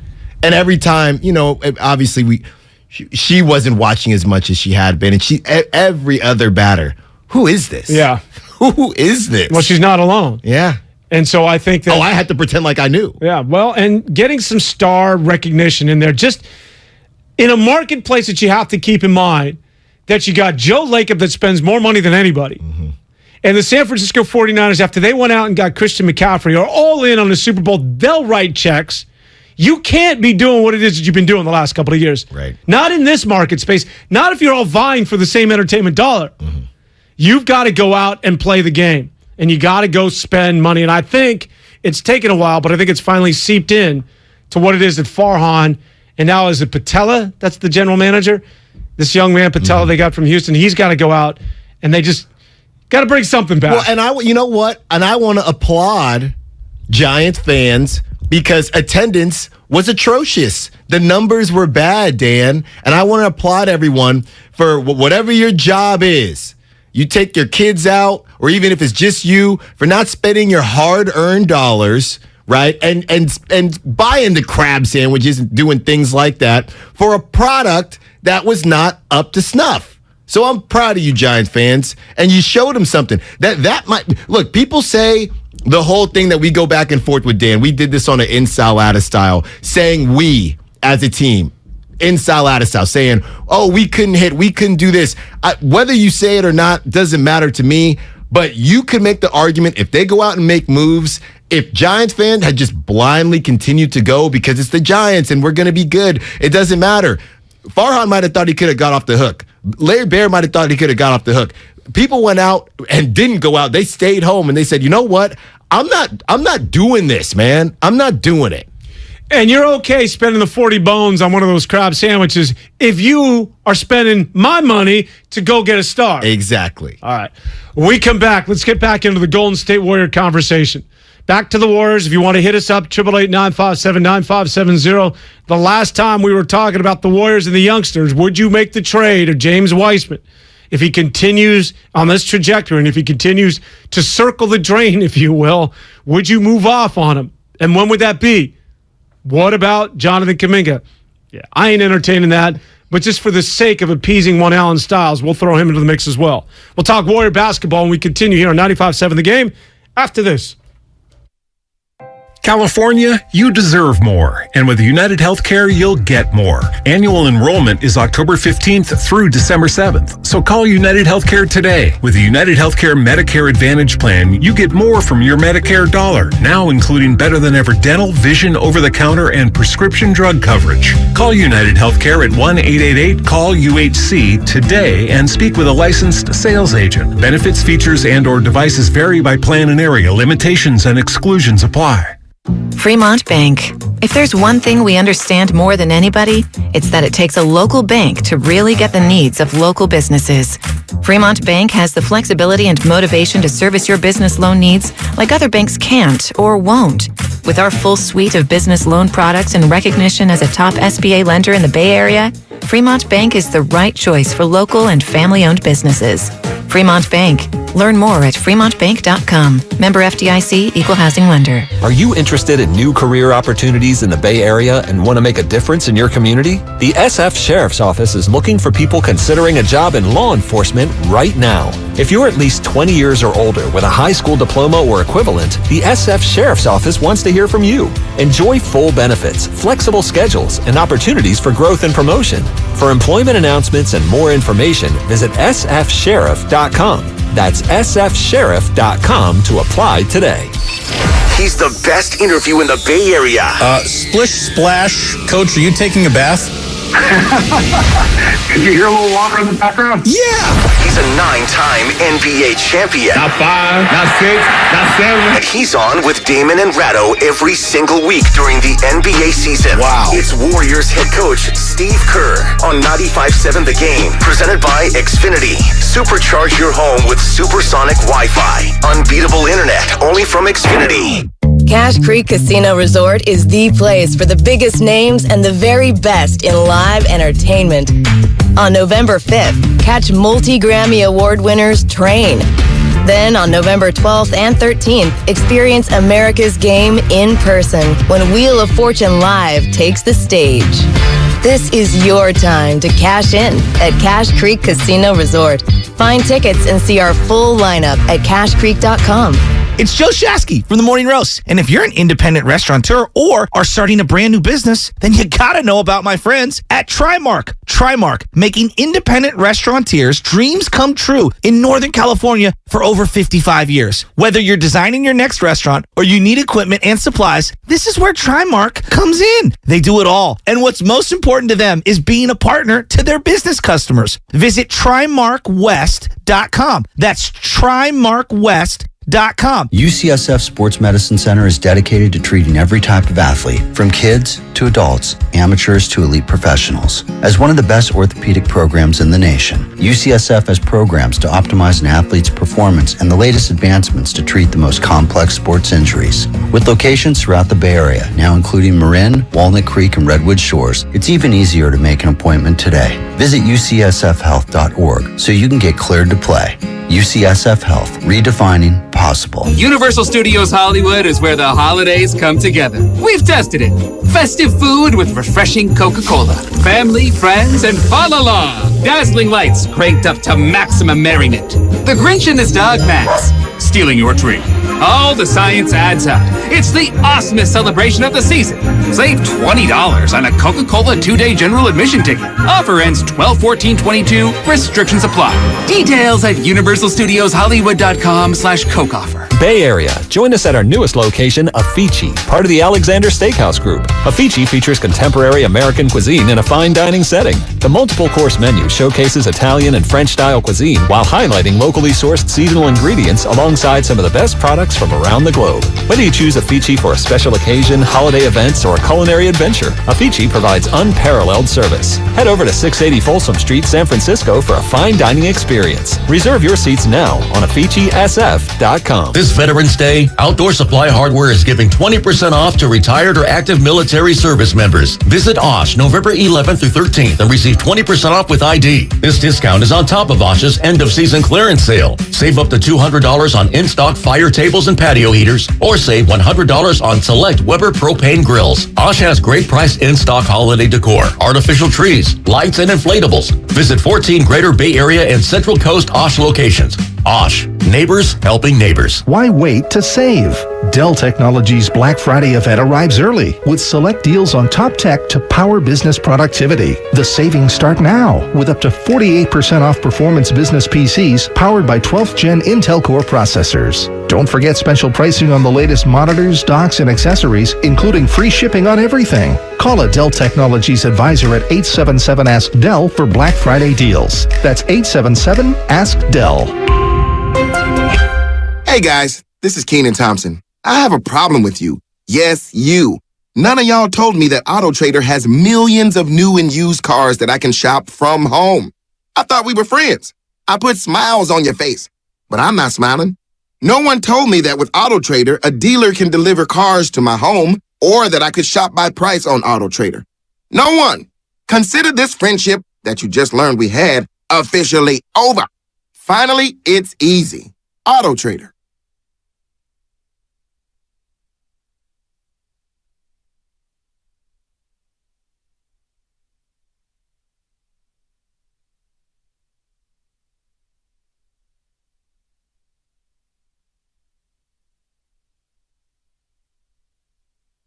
Now back to 95.7 The Game. Welcome back on a Thursday evening. This time tomorrow night, the Golden State Warriors will be knee-deep with the Cleveland Cavaliers. It's their first game since that win on Monday night in which they ended the losing streak, taking care of the Sacramento Kings. It was not easy. having to come from behind and then doing it. It's not being called controversial.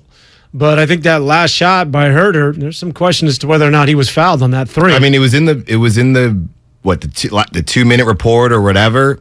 He was fouled, probably. The Sacramento Kings are, and listen, our shout out to the former Golden State Warrior assistant coach and the right-hand man to Steve Kerr for so many years, and the architect of that defense. And it's Mr. Brown, he's had coaching experience with the Cavaliers, and of course he coached with the Los Angeles Lakers and LeBron with the Cavaliers. And you can see when things are changing. You can see when that worm, you recognize it on the floor. You're like, I mean, how many times has Sacramento come to town? You're like, it's Sacramento. Right. Different personnel. Yeah, you got Sabonis. You're dressing up with Halliburton a couple of years ago. But sometimes you recognize, and it's the most overused word, and I hate to go culture on you, but oh, please. Sometimes it looks like, something smells different with the Kings. It just looks different. It's an attitude. It's a belief. It's when guys are buying in. And I think that's what we're witnessing is sort of the beginning of what could be a special trend out there with the Sacramento Kings. Yeah. So earlier on, we were talking about trades. And obviously, we know that I know how you feel about LeBron and how nothing he's ever said is unique or whatever the case is. But we know that Steph and LeBron are quite different in how they lead, different in how they play, everything. They're you can almost say they're polar opposites besides both of them just being all-time greats. So when we talk about the Lakers and we talk about what everyone says LeBron did in getting those kids out of there for Anthony Davis, and those kids being Brandon Ingram, Lonzo Ball, Josh Hart. I don't believe they traded Julius Randle, but they got him out. You weren't welcome here anymore. They get Anthony Davis. D'Angelo Russell part of that, or was he gone before? I think he was gone. Go ahead. He might have been gone already. And you get a championship, albeit in the bubble. Now, big asterisk. Go ahead. Now the Lakers are a dumpster fire. Less about the Lakers because the way they did it, the Warriors would just never find themselves in that situation. Rob Pelinka is the luckiest man in America. I have no clue how he got an extension this summer. Different conversation for a different day. When you look at Josh Hart, Lonzo Ball, and Brandon Ingram, and the package, I don't know who else. They probably got the Pelicans a bunch of picks as well. When you look at that package to get Anthony Davis, and you look at the kids that the Warriors have, what package do you think to other teams would be seen as more enticing? Well, let me just say this. When you talk, first of all, are you agreeing now in retrospect that LeBron did the right thing? I don't know. I have no clue. Welcome to Sports Talk Radio. Because they won a championship. Well, that's what I mean. So I'm assuming that you feel as though that at the time or right now he's getting sort of smashed, but if I'm to read you correctly, you're saying, hey, listen, Warrior fans, you were a little bit prejudgmental when it came to LeBron James because you find yourselves in a similar situation. Mm-hmm. LeBron James has a title to show for it, whereas you can be stuck in this sort of spinning your wheels in mud for a while with these kids. Well, I'm also saying that if you believe that the potential of Wiseman and Kuminga, to a lesser degree Moody, is greater than Lonzo, Brandon Ingram, and Josh Hart, even if you don't want Anthony Davis, think about who you could get, and hopefully you don't get unlucky with Anthony Davis who can't stay healthy, but think about who you can get, and you run that with Steph Curry. That's what I'm talking about. Well, speaking of Anthony Davis, we'll get to that very player and that very question in just a second. But just to sort of answer that in a general sense, first of all, Hart, as well as Lonzo Ball, of course, before he was dealing with injuries, and he found a home out there in Chicago. And Brandon Ingram's a star in this league. He is. And I would say Hart is a better than average NBA basketball player. Mm-hmm. And Lonzo Ball he doesn't fill it up like that of LaMelo, a different sort of player, but I like his game. I like his game so much more than that of LaMelo. Give me Lonzo healthy as opposed to LaMelo Ball. My point is that those were all good players. Right. And what LeBron did is to win his title, much like he did in Cleveland, much like he did in Miami, and then just move on. He's sort of transient that way. Let me win a title. Let me get rid of the youth and win right now. And then once we win, I'm off to my next team. And then Miami, you can deal with it. Or, Cleveland, you can deal with the mess that I've handed you. Same thing with the Los Angeles Lakers, which they're dealing with right now. The difference being is that The Golden State Warriors do it a different way. Their core is still the same core. These guys, Clay, Steph, Draymond, all drafted by the Golden State Warriors. And I think that Joe Lacob recognizes that. I want to keep this thing going. I want to be good now, and I want to be competitive for NBA championships in the future. I don't want to put all my eggs in one basket and try and win it this year and then just deal with the lottery for the next 5 to 7 years until we could do it again. Well, the other thing where the Lakers messed up is they didn't re-sign the guys that they even won the championship with. That, regardless of what you say about the bubble, right after they won it, Caruso gone, Kuzma gone, right? Some guys that really helped that Laker team, they just let walk. So I think that's where they messed up as well. So here was the actual trade. Brandon Ingram, Lonzo Ball, Josh Hart, 3 future first-round picks, and 1 additional option to swap selections. That's a lot. The Warriors can't do that. Did that result in Zion? Probably. Maybe. Yeah, that. You can't do that. No. And listen, the New Orleans Pelicans, because of that trade, they are thought of as one of the young up-and-coming teams in this league. Exactly. But let's get back to Anthony Davis. Would you, Allen Stiles, would you trade the kids? And in order for this to match salaries, you're going to have to throw in. Oh, no, it's not the kids. Let me rephrase it. Right. So the salaries match. We're talking Draymond Green and Klay Thompson straight up for AD. Do we have the Jeopardy theme music? I don't know that I can do it. I'm really tempted. If it was, the problem is, dude, don't go Switzerland on me again. No neutrality. No, the problem is, sí or no. The problem is you can't have this conversation without bringing up Anthony Davis's injury history. That's the problem. No injury history. The Lakers probably say no, right? No injury history. The Lakers say no. Since there is injury history, that's an issue for me. I don't think I can do it. All right. 888-957-9570. 888-957-9570. We heard from you earlier. Phone lines were burning. And then Allen decided to talk free agency baseball and just threw water on all of that. But if you want to get back into trades with the Golden State Warriors, you want to move off on the kids, or what's on the table right now, would you move off on Draymond Green, Klay Thompson, to bring in Anthony Davis? I'll give you my response. Hell yes. Really? Oh, yeah. Klay Thompson, it's tough. I get it. The sentimentality. But if we're about winning right now, and I want to say that Anthony Davis is younger than both of those guys. Well, he's got to be. Or he's in the same neighborhood. They're all in the same neighborhood, but which is crazy because he's 29, so he's younger than them because they're both younger. Yeah. You want to hear something really sort of weird? Kevon Looney, you know what Kevon Looney is? He's a plus 61. That's a team high this year. He, next to Steph, is the MVP of the Golden State Warriors. Guy is so valuable. Kevon Looney is amazing. He and his 2 broken knees and that longtime veteran they've tried to replace him like 5 different times. You know how old he is? Probably 27. 26. 26 years of age. God bless Kevon Looney. But getting back to the trade, if this is seriously, if someone said you could have KD for Draymond and Klay Thompson, give me KD.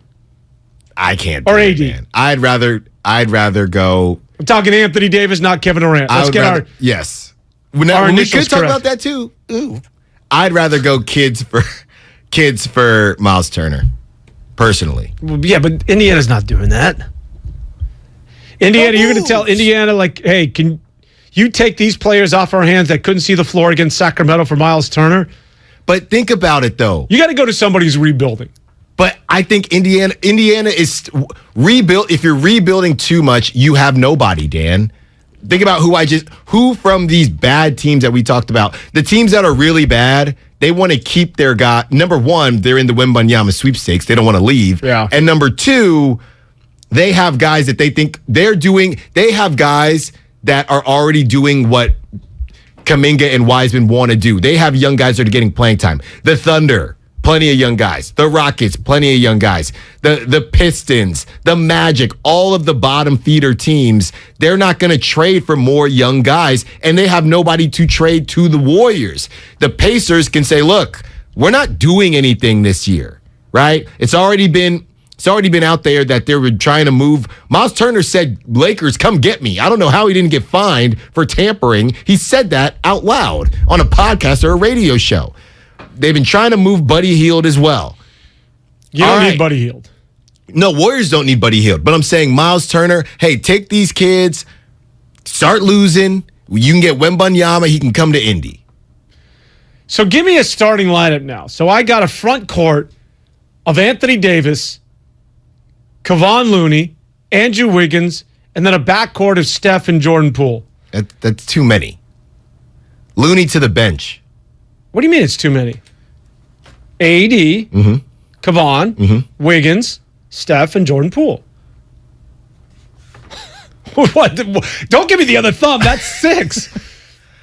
Yeah, AD, Kevon, Jordan Poole, Steph. The front court is AD, Kevon Looney, Andrew Wiggins at the other forward. The back court is Jordan Poole and Steph. The problem is with that trade is your bench is still your bench. I don't like that trade at all. I don't like that trade at all. And I've been on Clay's helmet from the beginning of the season. That starting five is some serious sausage here, people. If AD's AD, and he is when he's not hurt, but that's the big if. Come on now. He's one of the most versatile players in the league. I'm not doing it. You know, I can trade Draymond and Clay, but I'm not doing it for AD. Let's get out to Pleasant Hill. Mike standing by, wants to talk about a Warriors trade. What's up, Mike? Hey, what's up, guys? I just wanted to get in on this, but I'm with Allen on this. I'd say no to the AD trade. He's too injury prone. But I think the big problem, like with the Warriors, is kind of what Allen touched on a few minutes ago, how the Lakers won the championship in the bubble, asterisk, but then they gave away the key players like off the bench that helped them win that chip. And the Warriors did that because we got rid of GP2, Otto Porter, and Bielitsa.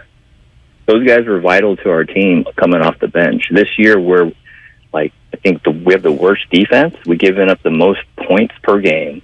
Our bench is the second to last in bench scoring, and we're not rebounding the ball, and we're fouling too much. But collectively, those three guys, Otto, GP2, and Bielitsa, to me, is way more important than a one Jordan Poole. And I think that's where the Warriors might have made a mistake. It's hindsight, but we're kind of top heavy right now. You know, I think we have enough scoring on the team, but Otto could shoot the three, so could GP2, but they could also finish around the rim, but they also play defense and rebound. And that's where I see our big downfall will be this year if we can't replace those guys or somehow get these young guys to, maybe, come up to that level. But I just don't see that happening in that short period of time, because when you infused like Kuminga, Moody with Otto, GP2, Bielitsa off the bench, we had a solid core, and they kind of fed off each other because we had a good solid foundation. That's what the Warriors are, that's our motto, right? Strength in numbers.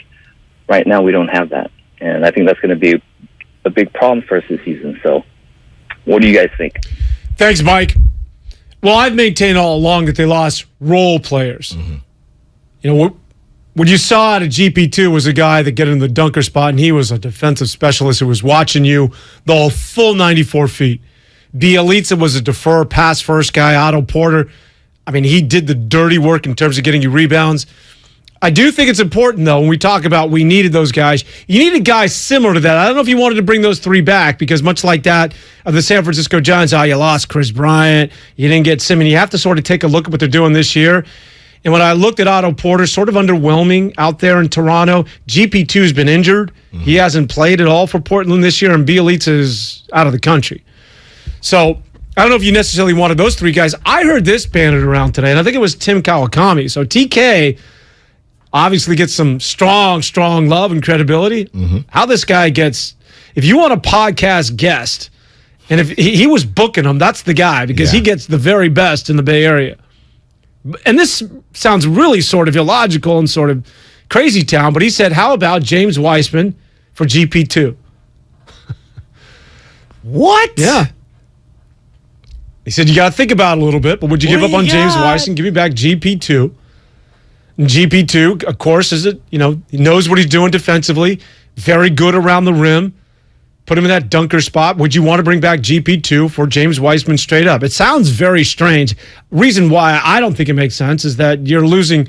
The years don't match up, right? GP2 is 33 years of age, I want to say. He's no spring chicken. He's been around. He found a home with the Warriors, but he had bounced around for a couple years. I'm out on that as well. That's the thing. I'm not trying to just get rid of these guys. You got to give me something that's going to at least entice me or excite me in GP2. And here's the thing, Dan. Maybe it's time to have a conversation. The same way you just alluded to what these guys are doing now. Otto Porter Jr., GP2, Bielitsa.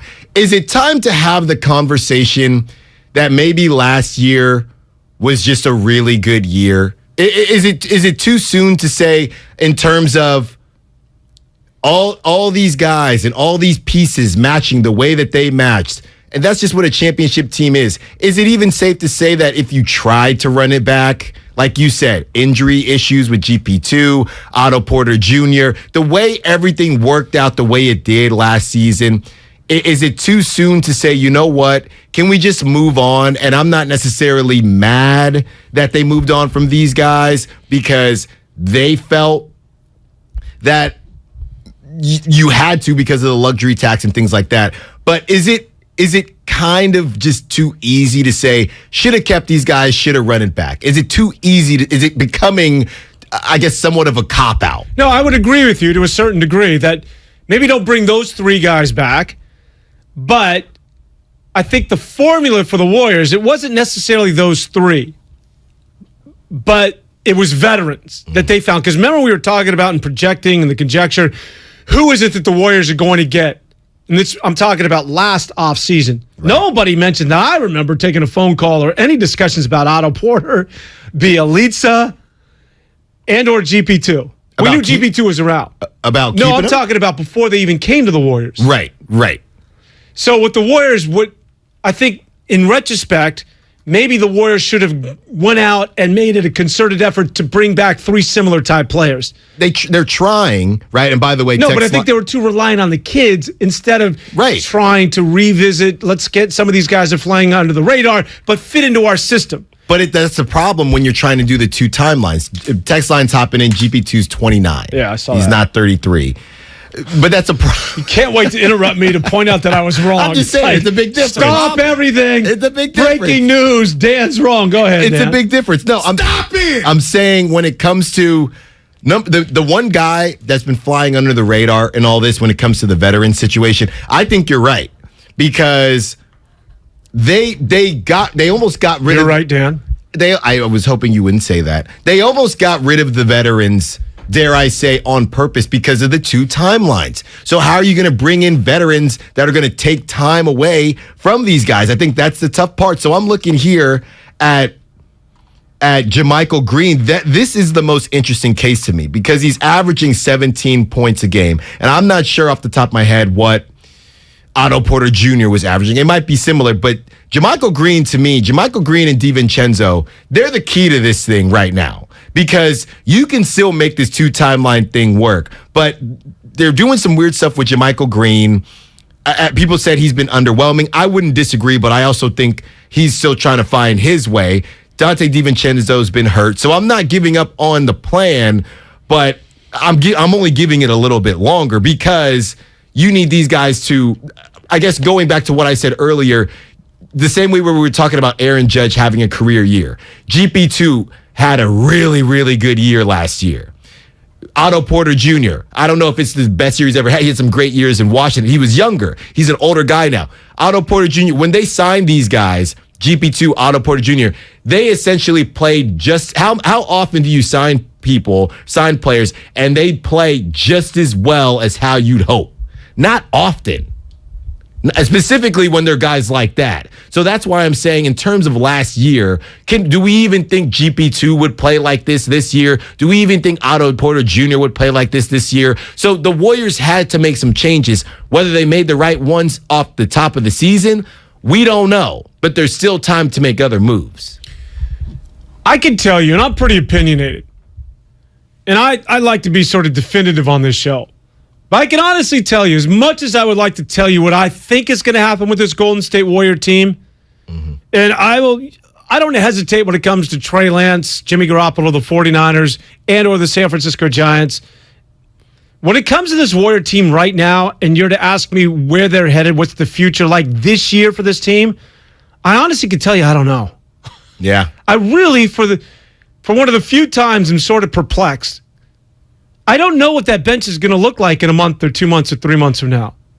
And I don't know how this is going to sort itself out with the starting core and these two timelines. I really have no idea. I could see it.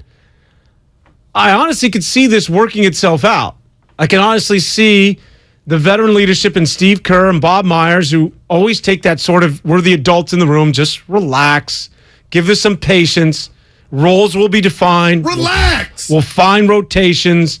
Someone will emerge. And I can see that. And we look back on this, 3 months from now and go, remember where we were in the first 11 games of the season? We wanted to get rid of the kids, and look at them now. Well, we did it last year when they sputtered. To be completely honest with you, they got off to the hot start. Then when things got really squirrely, we had these same conversations. Yeah, but last year, I could see that there was the foundation of a potential run because they got off to the 18-2 start. That's the difference. They got out to the hot start, so we had seen them play really good basketball. But this is a little bit more challenging, and I don't know. I just don't know where they're going to be. I really am a loss at trying to sort of put into words, at least give you a definitive take as to what this team is going to be like come the end of the season. Because there's a part of me that thinks while this could work out, I can also see this thing imploding. And I wouldn't say that had I not witnessed what happened here a couple of years ago. Now, granted, everybody was hurt, but, they did go to a playing game and got beat. And so, the core is now a year older, and I could see that these rookies never working out and this thing being a Warrior team that is scratching to get into the playoffs. Which is crazy to say. They beat the Lakers. Everybody said repeat season. And the thing is, last year we thought that there were a lot of ifs. Lakers suck. We know that now. We knew they wouldn't be good, but now we know they're not even close. Last year we said there were a lot of ifs, and all the ifs came true.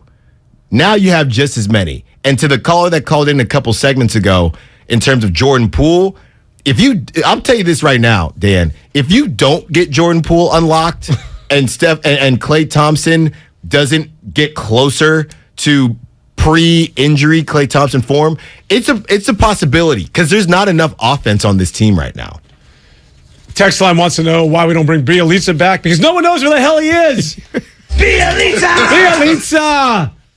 He's in.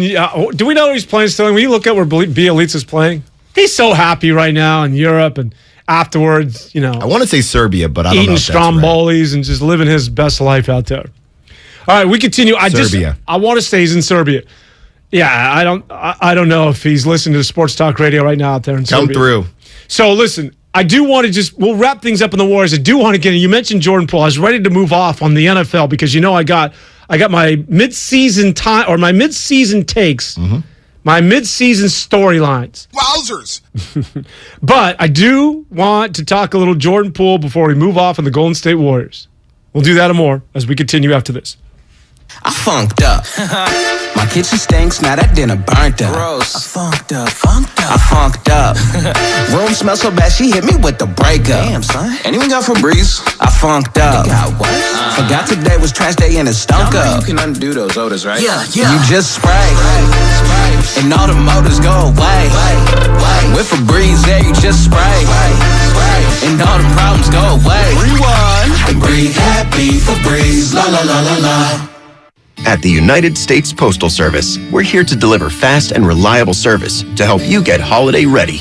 We offer free package pickup and deliver free shipping supplies to your address. So whether you're in Garland, Texas, Rudolph, Wisconsin, or anywhere in between, we're making it easier for you to spread festive cheer this holiday season. USPS, delivering for America. For all your holiday needs, including info about free shipping supplies, free package pickup availability, and restrictions, go to USPS.com/holidays. Hi, I'm Aaron, owner of California Deluxe Windows. Ever notice? When your neighbors get new windows, there is a large black eye of broken stucco, uneven plaster, and even mismatched paint. At California Deluxe Windows, we never leave a ring around the window. Why? Because we are one of the only companies in California who custom crafts every window and door to your home's exact measurements. Almost everyone else on the radio is a distributor. They grab a window from a warehouse, break open your walls, shove it in, and patch things up. At California Deluxe Windows, we take pride in our work. Our installation technique is so precise, we do not break your stucco. Your house could be covered with potato chips, and we wouldn't crack one. Call now, and for a limited time, you get 30% off your entire order and 24 months of interest-free financing. 800-874-3600. 800-874-3600. That's 800-874-3600. California Deluxe Windows. Windows engineered for life. Certain terms and conditions apply. CSLB number 774518. 1-877 Cars for Kids. KARS Cards for Kids. 1-877 Cards for Kids. Donate your car today. 1-877 Cars for Kids. KARS Cars for Kids. 1-877 Cars for Kids. Donate your car today. With car prices at an all-time high, our donors are now getting highest receipts ever. Donate at carsforkids.org and your car can be picked up tomorrow. 1-877 Cars for Kids. KARS Cars for Kids. 1-877 Cars for Kids. Donate your car today. Now accepting donations of land, homes, buildings, or any kind of real estate. I'm Bob Burke, founder and chairman of Burke America Parts Group, a family of brands that includes RepairClinic.com, an appliance and HVAC parts solution company that's grown into an international brand. Before AmericanEagle.com, we partially launched a new technology platform developed by another firm. American Eagle helped take our technology to a whole new level with digital marketing, software development, and business insights into our key markets, appliances, HVAC, and outdoor power equipment, and did so both on time and on budget. AmericanEagle.com has the resources, experience, and talent needed to produce solutions. Our new technology platform, developed by AmericanEagle.com, has produced tremendous results with higher traffic, conversion, engagement, and online revenue. If you have any home repairs you need to take care of, check us out at RepairClinic.com. If you need a world-class website or technology project, then I would highly recommend AmericanEagle.com. Call AmericanEagle.com at 773-NETWORK. That's AmericanEagle.com, 773-NETWORK. What's worse than calling your groin your junk? Treating it like junk. Respect your pubic region with Gillette Intimate. Gentle and easy pubic hair care from America's #1 trusted men's grooming brand. Gillette, the best a man can get. Buy now at Walmart. Hey, this is Kenny Mayne, host of something called Hey Mayne. That's a podcast. We're working busily on season 2, but let's not forget about season 1. Remember Roy Wood Jr.? Wow, opening for Ron White. I've arrived. He's such a nice man. Maybe he wants a ride. Maybe he wants me to drop him off at the American Airlines terminal. Roy, I have a private jet. My pilot hangs with me like my homeboy. If you missed that episode of Hey Mayne, check it out on the Odyssey app or wherever you get your podcast. If you own a business, this has been a bumpy ride. From pandemic to inflation, I'm sure you could use a break. If your business has 5 or more employees and survived COVID, you might be eligible to receive a payroll tax refund of up to $26,000 per employee. The challenge is getting your hands on it. Hi, I'm Howard Mackler, and that's why I founded GetRefunds.com to cut through the red tape and get you the money. The team of tax attorneys we have put together are highly trained in this little-known payroll tax refund program. We do all the work, charge not a dime up front, and simply share a percentage of the cash that we get for you. Businesses of all types can qualify, including those that took PPP, nonprofits, and even those that had increases in sales. We have helped return over $1 billion to businesses, and we can help you too. Just go to getrefunds.com/sports, click on Qualify Me, and answer a few questions. This payroll tax refund is only available for a limited period of time. Don't lose out on up to $26,000 per employee. Go to getrefunds.com/sports. That's getrefunds.com/sports. You're listening to 95.7 The Game, KGMZ FM at HD1 San Francisco. Always live on the free Odyssey app.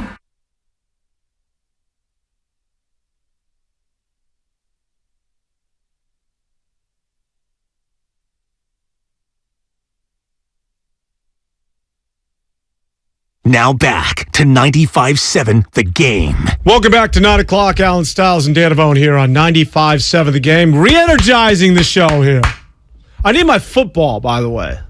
Someone get my football. We need someone around, like an intern, like a pool boy. You know, someone to get my water, my football. What is chorizo? What do you think this is? When is Iglesias coming back? I don't know. One of our producers is out on maternity leave or fraternity leave. Paternity leave. He's a proud daddy. One of my favorites. Brian Iglesias, Napoleon Dynamite. Gosh! God, I haven't done that in months. All right, I wanted to talk a little bit about Jordan Poole because I don't think you can talk about the Warriors and not mention what's going on with this dude, the funk that he's in. I mean, he's got to get things going. Damn. But Jordan Poole, a lot of people are trying to now put two and two together. The punch is sort of rearing its head, and this guy's in a funk. Maybe, we didn't assess things properly, that this punch has more of a lingering effect as it relates to Jordan Poole and the ineptitude that we're witnessing for a guy that just got paid. That could be partially true.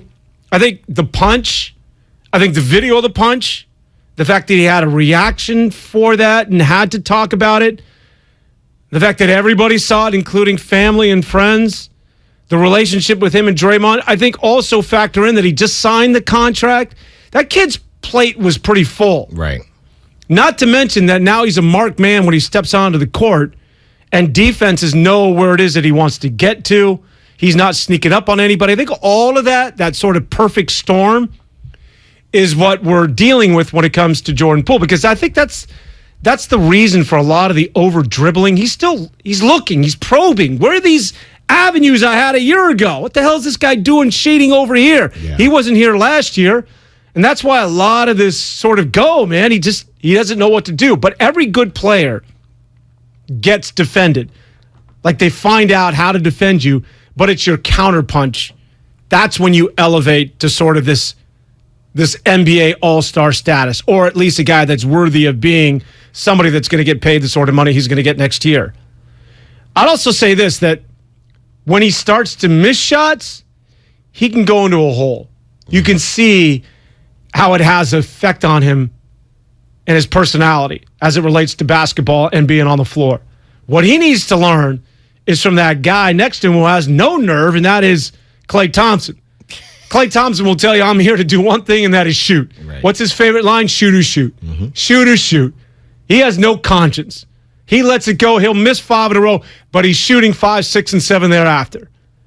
And I think that Jordan Poole has to adopt a little of that. He has to recognize that I'm here to do one thing. I'm one of the best at it, and it doesn't matter if my first 8 shots didn't fall. I'm still bringing it.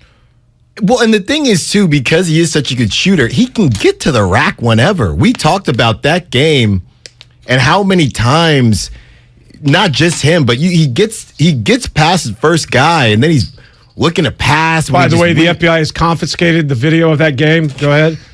And he's looking to pass, and it just makes absolutely no sense why he's not trying to get to the cup. What do you think Steve Kerr is saying to him? Because Steve Kerr is being honest and saying he's in a funk. Bob Myers came on our airwaves and said, yeah, it's clear Jordan Poole is in a little bit of a funk.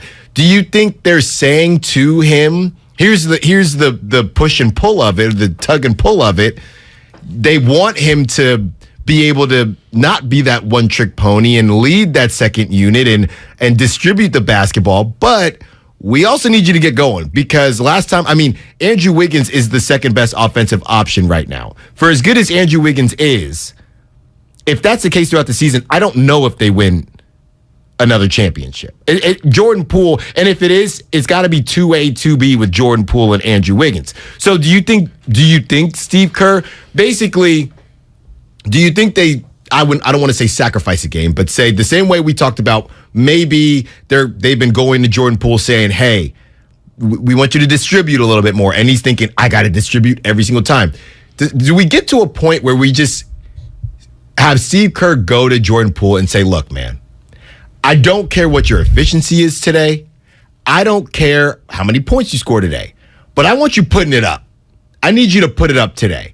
And I don't even care if they're necessarily bad shots, right? They're already losing to the Pistons and the Hornets with no LaMelo and the Magic. They're already losing to bad teams. If you're going to have a game where you just say, Jordan Poole, get after it, young fella. Everybody says it's still early. Do it early. I do it against when they play. You can do it tomorrow night. Do it when they go to Sacramento. Hey, man, when you're in, you are the number one option besides when you're on with Steph. And even if you're on with Steph, if Steph is covered or whatever, if Steph passes you the ball, put it up. Just put it up. I think there's a big difference that when he's starting and playing alongside Steph, Draymond, Wiggins, and Kevon Looney, getting his shots and knowing that he's not going to get double teamed, that they're not going to shade or pay extra attention to him because of the players that he's playing with.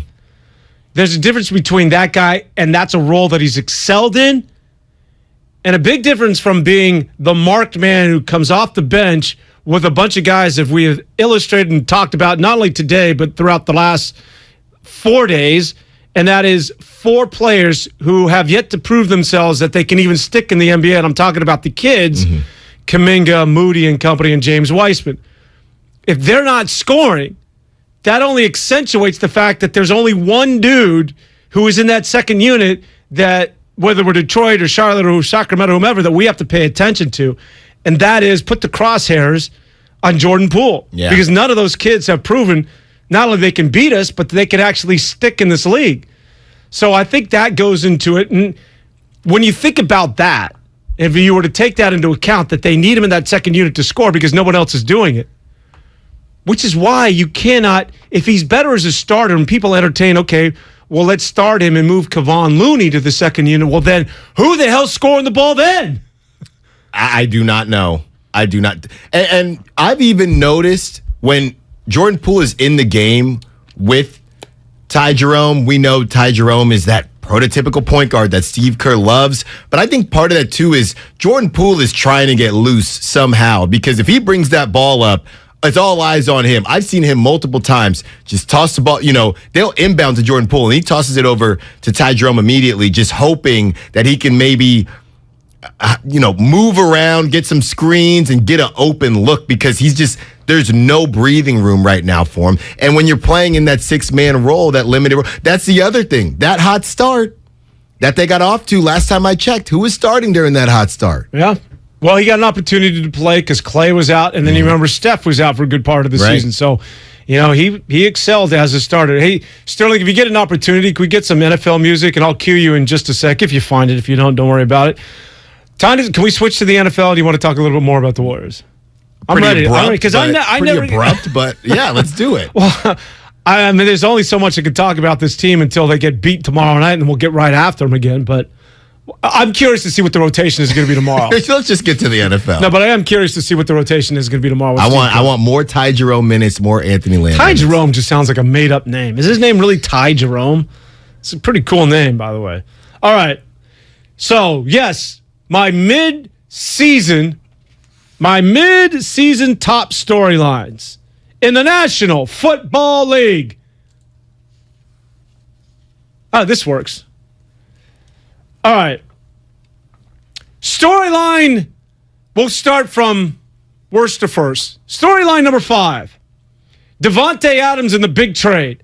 And the Oakland Raiders. That's a storyline as we hit the midway point of the season. Devontae Adams was supposed to go to Las Vegas, a team that went to the playoffs last year. It has been clearly, no pun intended, a black eye and a story gone wrong. Although I don't think Josh McDaniels is on the hot seat. I think they just inherited Mike Mayock's, his Mess. dried up puke. Mayock's mess. And Gruden, who's clearly the game had passed him by like a decade ago. So Josh McDaniel gets another opportunity, but that is storyline number one. Storyline number two, as we hit the midway point of the season, is Geno Smith and the Seattle Seahawks. Geno Smith, the resurrection of Geno Smith, the reclamation project, if you will. Guy's been in this league for nearly 10 years.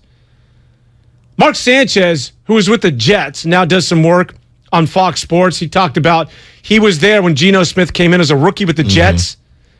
And he said, if someone was to ask you, will he be in the league in 10 years from now? He said, there's no way. I saw that. There's no way. I saw that. So Geno Smith, remarkable season, legitimate. A team now at the 49ers are legitimately chasing again. They are for real. I'm ready to stamp them for real, right across the forehead of Pete Carroll and company. Storyline number three. And this ought to make you happy. Jalen Hurts and the Philadelphia Eagles. Didn't come out of nowhere. There was some smoldering last year, and we knew what they did over the offseason with some remarkable moves. Great running game. Jalen Hurts has been good. Nick Sirianni has been a surprise. I'm still not buying in until they win big games, but they clearly are a storyline. The number two storyline as we hit the midway season of this NFL campaign is the NFC East, which again, why, Allen Stiles? You don't do these scheduling or you don't talk about football in the beginning of the season. Well, we're going to win this game. And then, of course, when you think about the NFC East, you still do. Dallas sucks and Philadelphia will be bad. And then, of course, the New York Giants will win 2 games. We're all wrong. The NFC East now, arguably, without the AFC East, the best division in football. They're going to produce 2 wild card teams, which means the San Francisco 49ers, if you don't win the division, you're going to be scuffling to get in as a wild card. Which leaves us with number one storyline on the NFL season. Any guesses? The number one, the top storyline as we hit the midway point. Jimmy Garoppolo. Yes, it is! Ouch. Jimmy Garoppolo, storyline number one. A guy left for dead. A guy who gave a press conference and said, sayonara. It's been nice. Thank you very much. They actually gave him some award at that press conference. They applauded. You're so nice, Jimmy. Goodbye, Jimmy. And Jimmy's like, thank you. They drafted my replacement. Suddenly he has shoulder surgery. We don't know what to do with him. All of a sudden he's at practice and he's on the side field throwing the ball in the air like I used to do when I was 9 years old, and he'd run underneath it and catch it. He had no friends. He was that guy. Jimmy Garoppolo playing catch with himself, not even invited to the quarterback meeting, not even given a playbook. He's just stay over there. All right, stay in your little pen. And now look at him. Soon to have MVP conversations, Jimmy Garoppolo. Okay. Those are my top 5 storylines. Fair enough.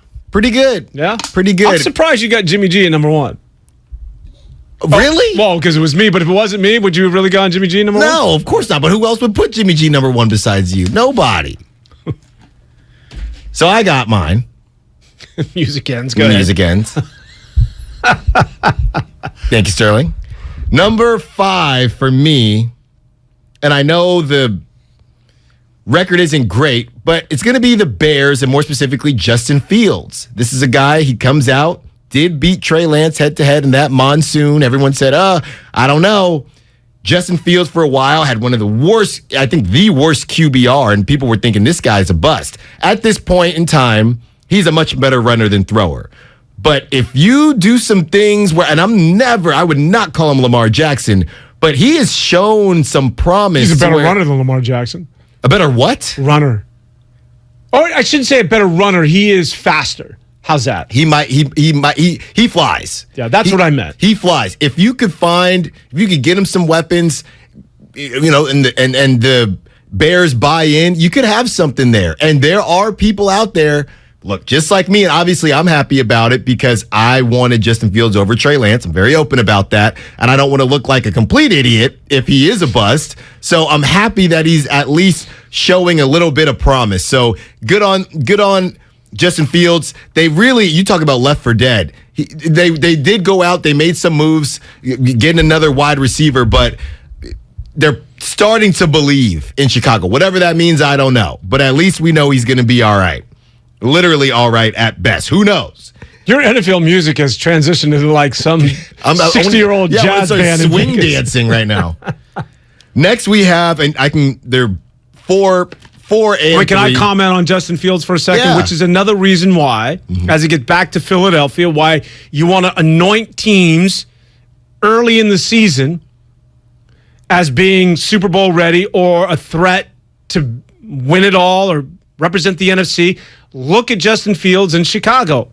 Written off for dead in the early portion of the season, and now playing well, playing a little bit better. Like you have to look at those teams that are headed in the right direction, as opposed to a team that like that of Philadelphia. That I think, Jimmy Jacket reference again. Will you stop 5-1-0?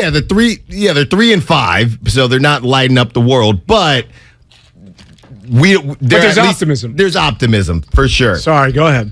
4 and 3, I'm combining together with the Jets and the Giants. I'm just saying, okay, New York football, baby. Fair enough. New York football. Back. Who would have thought? Yeah. Daniel Jones. And the crazy thing, obviously, you have Robert Saleh for the New York Jets, and we know what he can do. Defensive coach. A lot of teams are going offensive nowadays. But what's weird is to have this type of turnaround, and people still don't believe in Zach Wilson because he hasn't shown a lot. So I think he's been good.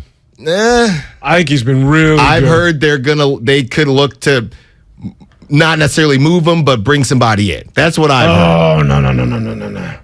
What is it, a Cookie Monster? No.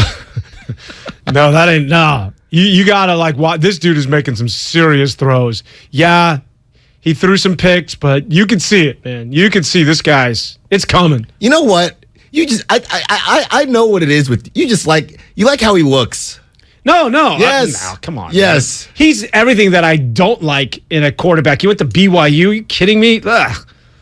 I do respect the fact that he was, banging his mom's best friend. Number 2, another one of my guys. Another under 6-footer that you can't stand. I'm going the Dolphins, baby. And I'm going Tua. Now, I don't know how this game will translate once What is that, number 2? That's number 2. I don't know how this game will translate once. Are you going Tua or the Dolphins? Tua, specifically. I'm going Tua. Okay. Because he had the concussion thing where he's wobbling everywhere, very scary. He's been playing really well.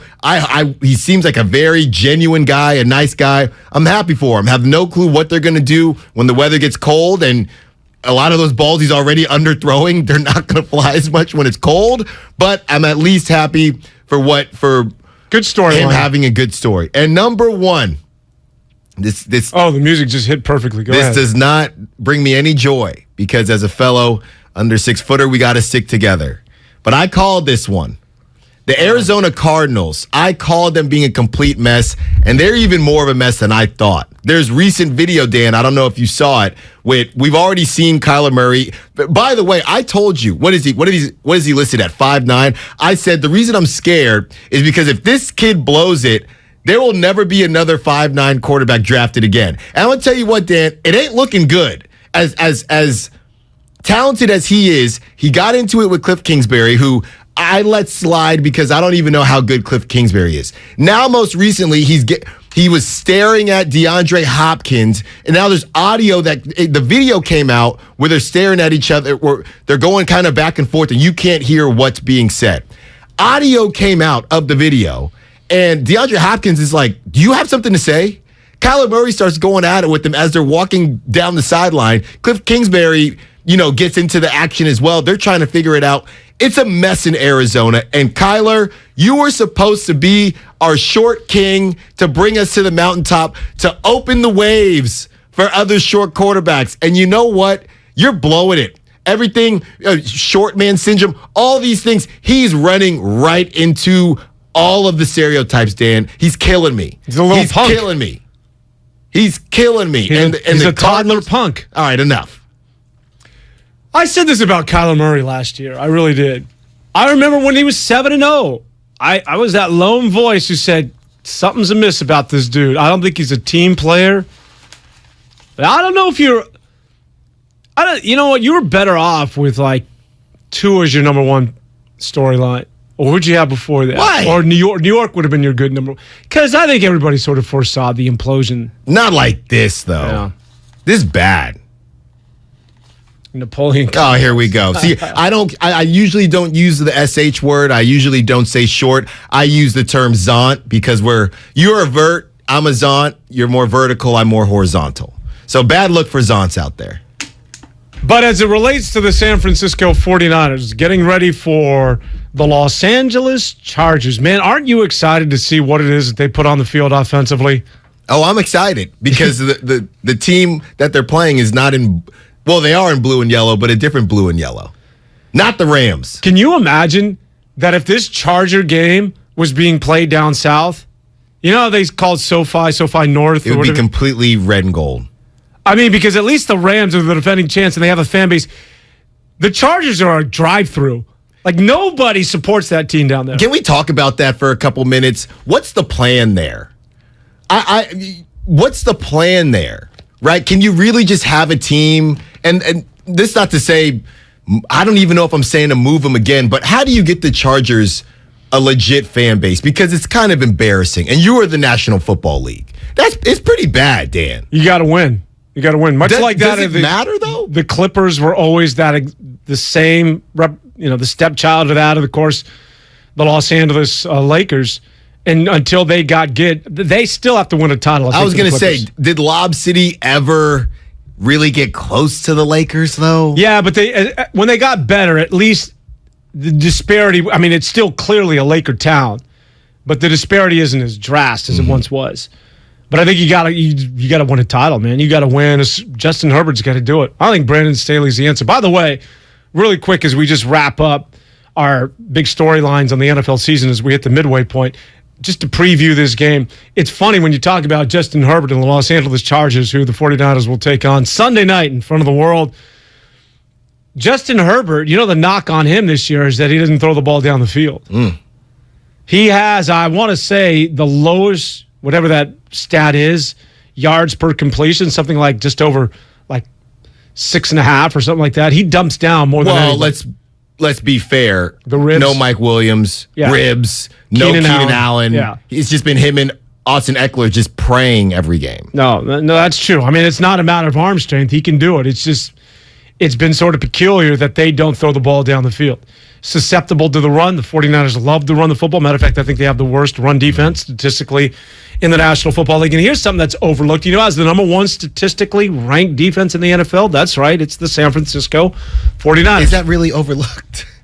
Well, I think when you saw what happened against Kansas City and Atlanta, all the defense, a lot of people were going after that defense. That I'm surprised that they're still putting up those sort of numbers. All right, when we continue here on 95.7 The Game, we're going to do it? A little in-style, out-of-style? We got in-style, out-of-style. There we go. That means I get to put my feet up for the next half hour. All right, we'll be back. In-style, out-of-style is next here on 95.7 The Game. California, you deserve more. And with United Healthcare, you'll get more. Annual enrollment is October 15th through December 7th. So call United Healthcare today. With the United Healthcare Medicare Advantage Plan, you get more from your Medicare dollar, now including better than ever dental, vision, over-the-counter, and prescription drug coverage. Call United Healthcare at 1-888-CALL-UHC today and speak with a licensed sales agent. Benefits, features, and/or devices vary by plan and area. Limitations and exclusions apply. If you own a business, this has been a bumpy ride. From pandemic to inflation, I'm sure you could use a break. If your business has 5 or more employees and survived COVID, you might be eligible to receive a payroll tax refund of up to $26,000 per employee. The challenge is getting your hands on it. Hi, I'm Howard Mackler, and that's why I founded GetRefunds.com to cut through the red tape and get you that money. The team of tax attorneys we have put together are highly trained in this little-known payroll tax refund program. We do all the work, charge not a dime up front, and simply share a percentage of the cash that we get for you. Businesses of all types qualify, including those who took PPP, nonprofits, and even those that had increases in sales. We have helped return over $1 billion to businesses, and we can help your business too. Just go to GetRefunds.com and answer a few questions. This payroll tax refund is only available for a limited period of time. Don't lose out on up to $26,000 per employee. Go to GetRefunds.com. That's GetRefunds.com. We are on a journey to make healthcare more accessible and more equitable, to treat the most complex diseases and offer hope where often there is little, to provide better care to more people across the Bay Area. We are more than a hospital, more than a university, beyond science and technology. We are the people of UCSF. UCSF Health, redefining possible. He's the best interview in the Bay Area. Splish Splash. Coach, are you taking a bath? Could you hear a little water in the background? Yeah! He's a 9-time NBA champion. Not 5, not 6, not 7. And he's on with Damon and Ratto every single week during the NBA season. Wow. It's Warriors head coach Steve Kerr on 95.7 The Game. Presented by Xfinity. Supercharge your home with supersonic Wi-Fi. Unbeatable internet only from Xfinity. Universal Studios Hollywood is where the holidays come together. We've tested it. Festive food with refreshing Coca-Cola. Family, friends, and fa-la-la. Dazzling lights cranked up to maximum merriment. The Grinch and his dog Max stealing your tree. All the science adds up. It's the awesomest celebration of the season.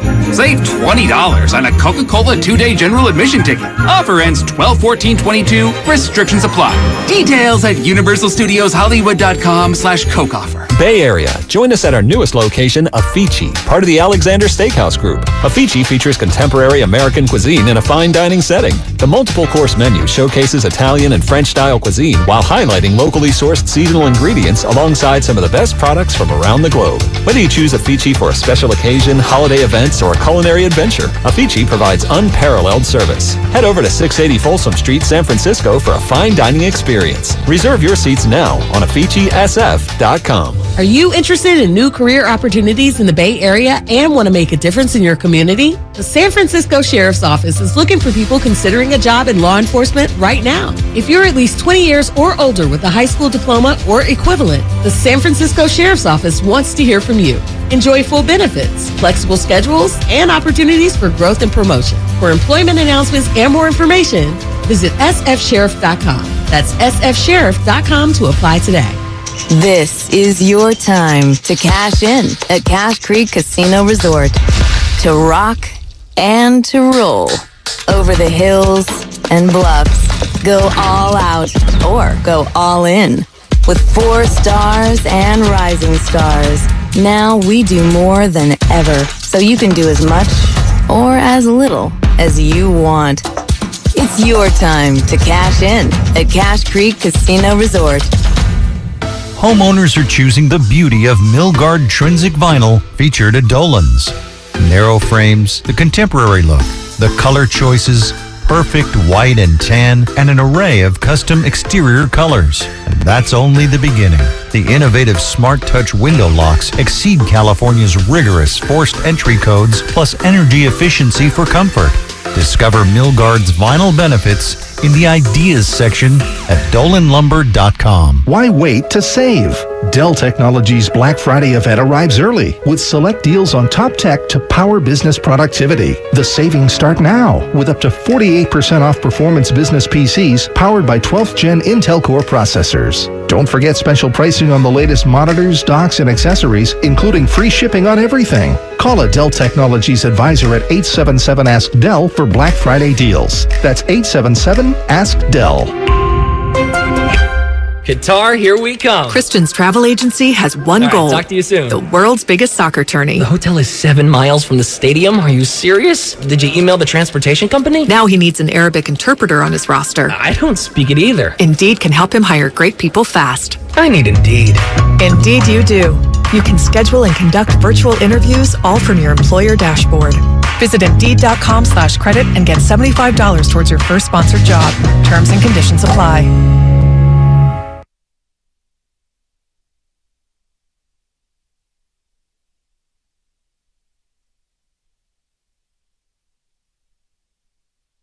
Now back to 95.7 The Game. By the way, you can catch us live on YouTube and on Twitch. I understand you guys had a big fan last night. Yeah, we think a fan of everyone. We weren't really sure. Probably of me. Not of you. If it was somebody that really enjoyed looking at us on TV. So modest. Speaking of looking at on TV, before we get into in style and out of style, damn it, Jeff Saturday had another press conference. Oh man, he's beginning to own the press. This is becoming must-watch TV. Yeah, like he's good. He's good at talking. TV guy. I know. That's what I mean. It has no consequence on whether or not he can coach. Yeah, but he's talking up a good game, and this being a midterm political sort of month, and thank God this is in our rearview mirror. He's a good politician. He knows how to sell himself. I can lead men. High school seniors? Come on, Jeff. You got to own it, though. I mean, what else is he supposed to do, to be fair? Isn't his offensive coordinator like a 30-year-old? I believe this guy that they picked up, he's 30 years of age. That's what's hot right now. If the Raiders lose to this team, they might have to move again. I'm sorry. Well, what's interesting with the Raiders is you may as well keep losing. But what do you do with that draft pick? Are you going with C.J. Stroud if you get the opportunity to get one of these quarterbacks? I don't know if they're draft That's the projected right now. C.J. Derek Carr. Oh, and then I guess Derek Carr would be there, but eventually, whether it's really C.J. Stroud has jumped Bryce Young. Is that sort of what we're looking at? All I know is my buddy sent it to me, and he just highlighted which one. I didn't see who went one. Is it over with Alabama? I mean, Alabama's lost. Two losses. I don't know. No. I mean, do you think like the over in terms of Alabama's dominance in college this football? Is why no. I don't know if they'll be as dominant, but this is why Nick Saban was complaining so much about the NIL, because he basically was running the NIL. I'm not saying he was paying players, but they had that thing on lock. We are a school where you come here, you play for a couple years, and we get you to the league. You're probably going to leave with a couple rings. Nobody has the recruits that we have. Nobody has anything that we have. Now everybody's like, wait, I can get paid now? Sorry, Alabama. Right? And not to be funny or whatever, but it doesn't help that it is in Alabama. Right? You can make money and be in LA. You can make money and be anywhere you want. All he had going for him was the facilities and the fact that they win. Now, kids are, you know how kids are, not just people in general. I'm trying to get paid. Yeah. I play football. I could get hurt and this thing could be over. I'm going where I can get the most money. I got to be honest with you. If I was a 5-star recruit and I can go anywhere, maybe it's just me. I'm not going to Tuscaloosa for 4 years. I don't care how good or how many stars they produce. And if I was a 5-star, to me, if I'm being honest, you really, Nick Saban, if you weren't a star per se, but you're a 5-star recruit, let's just say you got to wait your time because they're all 5-star recruits. How many guys wave at Nick Saban? And you can correct me if you think I'm wrong on this. How many guys wave at Nick Saban? I'd say 7 years down the line. Coach. He has no clue who was on his team. I'm just like, come on, man. No, he doesn't. Which is why, just to bring it back home with Cal and Stanford, I would think they would take full advantage of this. This should put them in the conversation.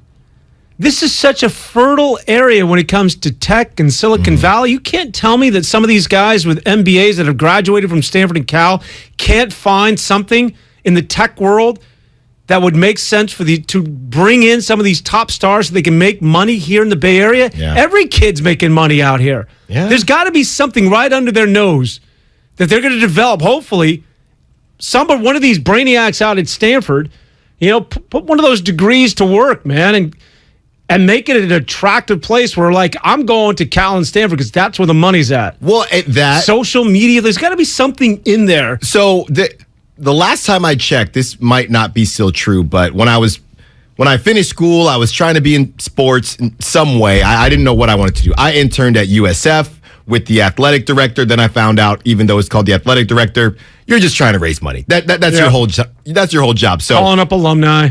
Interned there, and I interned at Cal with the football team in the program. Shout out Coach, in the program where it's basically they focus on life after football, which nobody wants to think about because we're all going to the league. And at the time, there were only 2 programs that had a program like that, Cal and Michigan.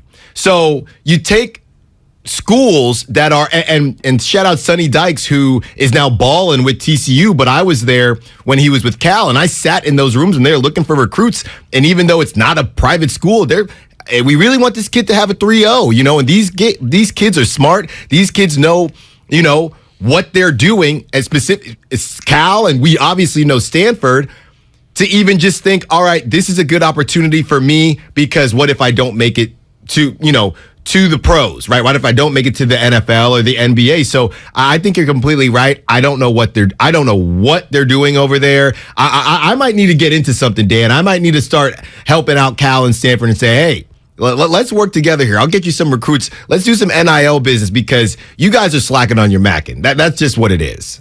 All right, let's do a little in style, out of style. Woo! You're talking to the Rolex wearing, diamond ring wearing, kid stealing, wheeling dealing, limousine riding, jet flying, son of a gun.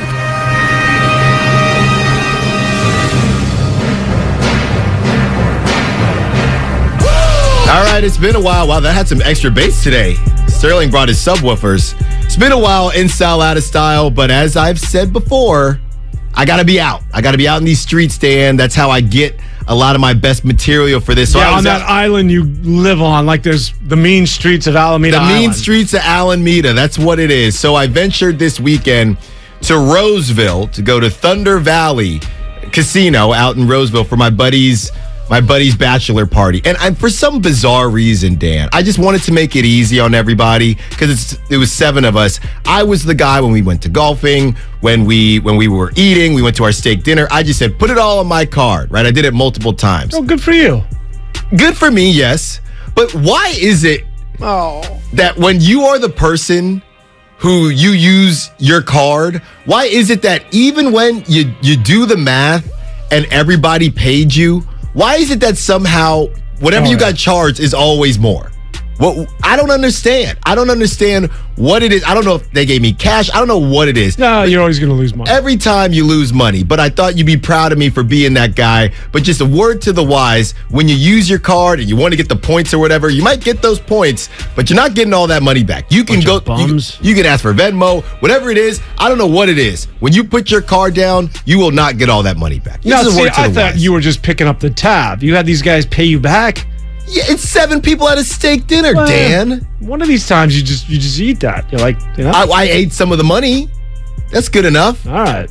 That's good Goodwill. enough. I'm telling you, man, I'm going to bring you in to my life as a Buddhist, and this is about the figure 8, that this world is all connected. What you give out in the world spiritually comes back. I even think that I did that because everybody looked around and, it's 8 of us, or 7 of us, so, hey, we can't split cards. I said, hey, guys, I'll take care of it. I'll take care of it here. You're going to give me that money back. Or you could do like I used to do at the University of Arizona when I had no money and I was a freshman. You pull a runner. Come on now. No, don't ever do that. I'm not promoting that. But yes, we did have a buddy with the car double parked, engine running. Just say no, Nancy Reagan. There. Random. There you go. All right, the next one. This one is pretty basic, and I don't know where you stand on this because I know you like to swim. I don't know how this affects you. Weren't we supposed to get rid of daylight savings time? Okay, you're still on this? No, I'm still on it. Because now it's actually happening. Out of style like 2 weeks ago. It's still happening, Dan. It's worse now. It's actually dark. Yeah, you don't like the short days? Don't you like it? No. You do? It's kind of neat to get the 4 seasons, although we don't get the full 4 seasons. But fall, shorter days, bundle up. Can't always be hot. If it's hot, you know what happens? You get riffraff. That's LA. When it's 75 out every single day. Riffraff? Get off my lawn, riffraff? No, you get these people who are attracted to the sun. Oh, it's sunny. I'm going to go there. You don't want those people. They're not worth a dime. They got nothing to say. There's no depth. They're chasing the sun. Like, those people aren't interesting. Sunshine places always lack depth. That's why San Francisco, New York, Chicago, there's a door. There's a threshold that you have to pass. But where doesn't it? Are you talking about places that don't do daylight savings time like LA? I'm just saying that there's good things about shorter days and cold and getting dark early. All right. Fair enough. Next one. I thought about this. I have YouTube TV, and I know, I know a decent amount about the ad space. How's Felicia, by the way? She's fine. What happened? She just AWOL, so she's done with the show. Stop it! She called once. I wasn't here. Oh, no, you were here. She goes on to she has a network, a national commercial now, and all of a sudden she just she can't throw a crumb to her good buddy Dan. It's too much now. It's over. It's definitely a no for me, dog. Thank you, Sterling. So I was thinking about this. Are commercials really annoying, or is it just how often they repeat? Because I find a lot of commercials pretty funny. You'll get a chuckle out of me, but then it's over and over and over again. So I'm thinking, this idea of how everybody wants to get, I can't stand commercials. Is it the actual commercial? Now, some commercials aren't great, but some are. Is it the actual commercial that annoys people? But is it just the fact that every time you go to commercial, you're going to see that same commercial, whatever it is?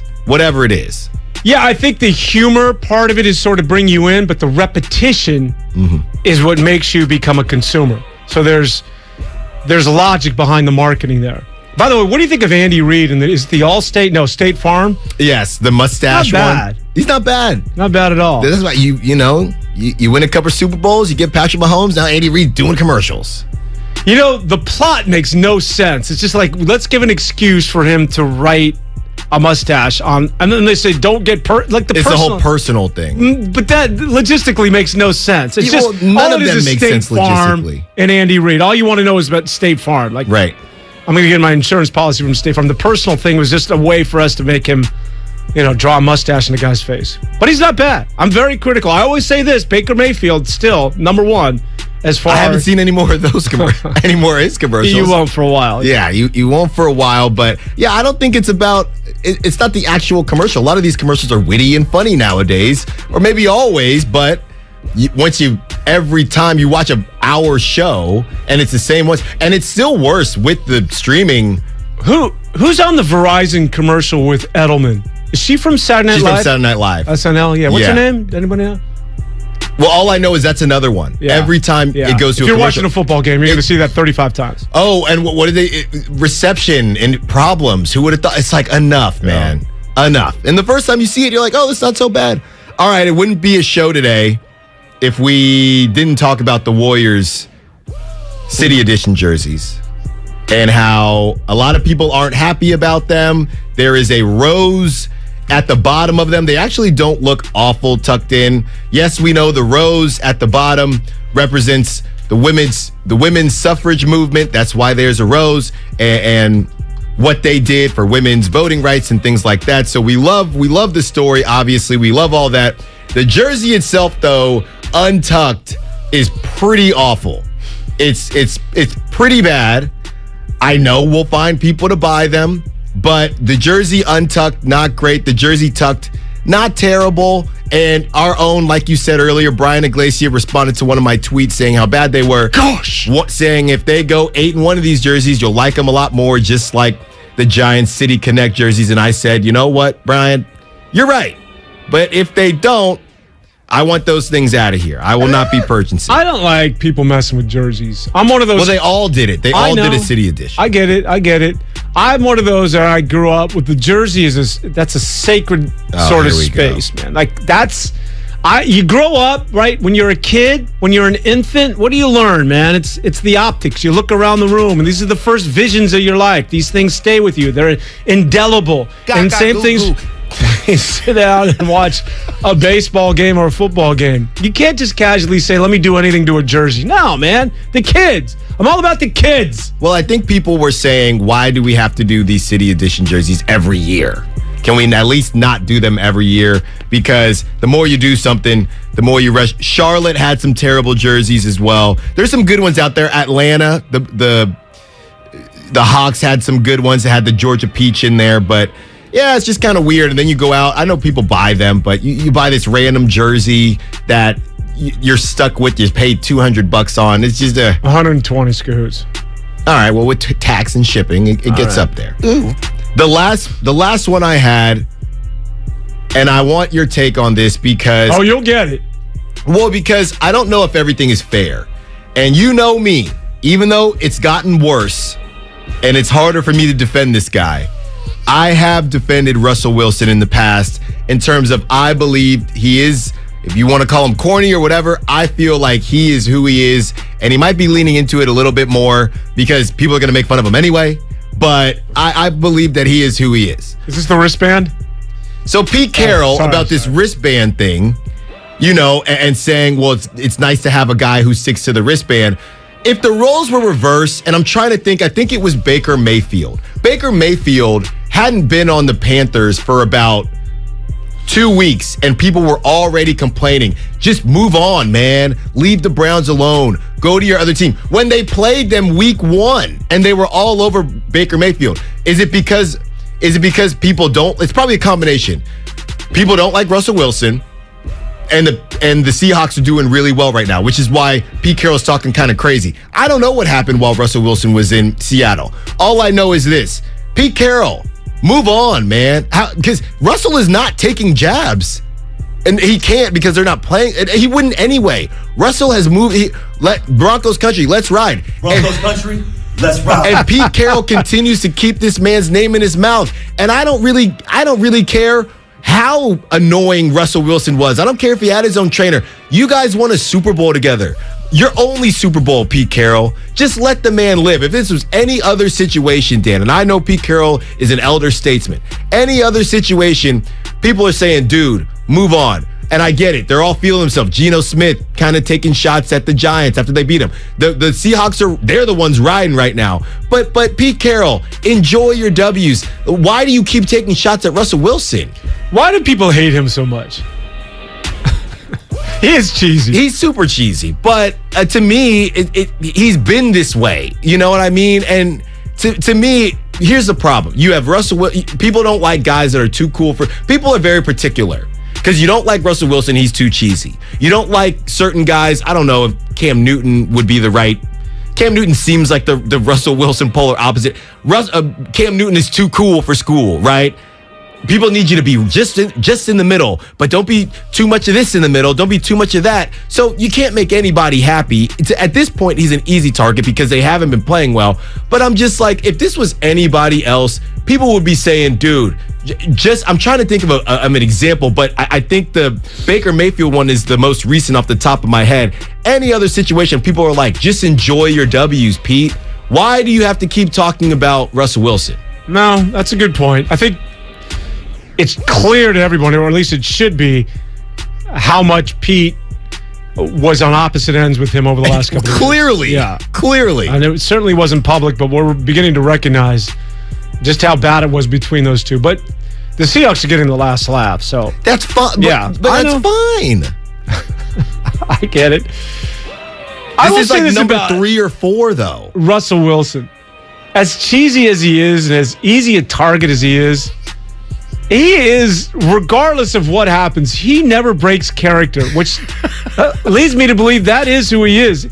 He is the most positive guy on those post-game conferences, regardless of what happens. He has that, we'll get him next time. Yeah. Let's rock. I mean, it's amazing, man. I mean, does he go home and just like, has he ever had a bad day?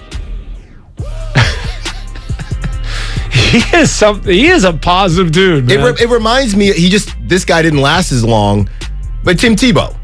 Oh, that's a good stick. Very good stick. And they were both Denver quarterbacks. And that's who he reminds me of. He is. I think maybe it has something to do with his spirituality and his religion. Yeah. Maybe he's just, that's where he's at. That's the space he's in, man. And no matter what you do to him, he's always going to have that annoying little smile. Right. But I mean, to me, it was just like, come on, Pete, you're doing your thing right now. You're doing your thing. You've already said about 2 to 3 different things. Is Pete Coach of the Year? What do you think, Sterling? He's up there. You're going to go Dayball. I was going to go Dayball, yeah. Well, I guess we'll let this play out a little bit and see what happens to the Seahawks at the end of the season. But come on, man, that dude is. If they win the NFC West, you might have to go Pete. If they end up blowing it, and even if they get into the playoffs, he probably doesn't get it. But if they win because the Giants probably aren't going to win the NFC East. This is going to come down to December 15th in Seattle once again against the Seahawks and the 49ers for the division. Wow. Who would have thought that in the beginning of the year? Hell yeah. But I guarantee you, 6 months from now, the schedules will come out, and we'll sit here, and you'll be like, Dan, week 4, the Niners will be 3-1 because it's a win, it's a loss. Why do you hate that so much? Because I'm looking at the Seahawks as we talk about them. But who cares? Who cares? I obviously do. All right, from my man, Sterling. Sterling, you want to take us out with one of your cool songs from down south we're just not cool enough to sort of hang with? I guess you can't do that. I asked for, I'm one of those guys who ask for things that are just not physically possible. Like, and Craig Valentino will look at me like, dude, no, I'm going home because I can't do that. For Allen Stiles, this is Dan Devone. You got a pregame, pre. What is your show on at like 4 a.m? No. Pre with Kyle Madsen, Allen Stiles, Sunday before Larry and Lowe get the pregame going to take you up to Sunday Night Football. Pregame coverage starts with my man Allen, and you're doing it with Kyle Madsen. With Kyle Madsen. It's the pregame show as the Niners get ready for Sunday night against the Denver Broncos. Until then, for everybody, Dan Devone saying good night, everybody.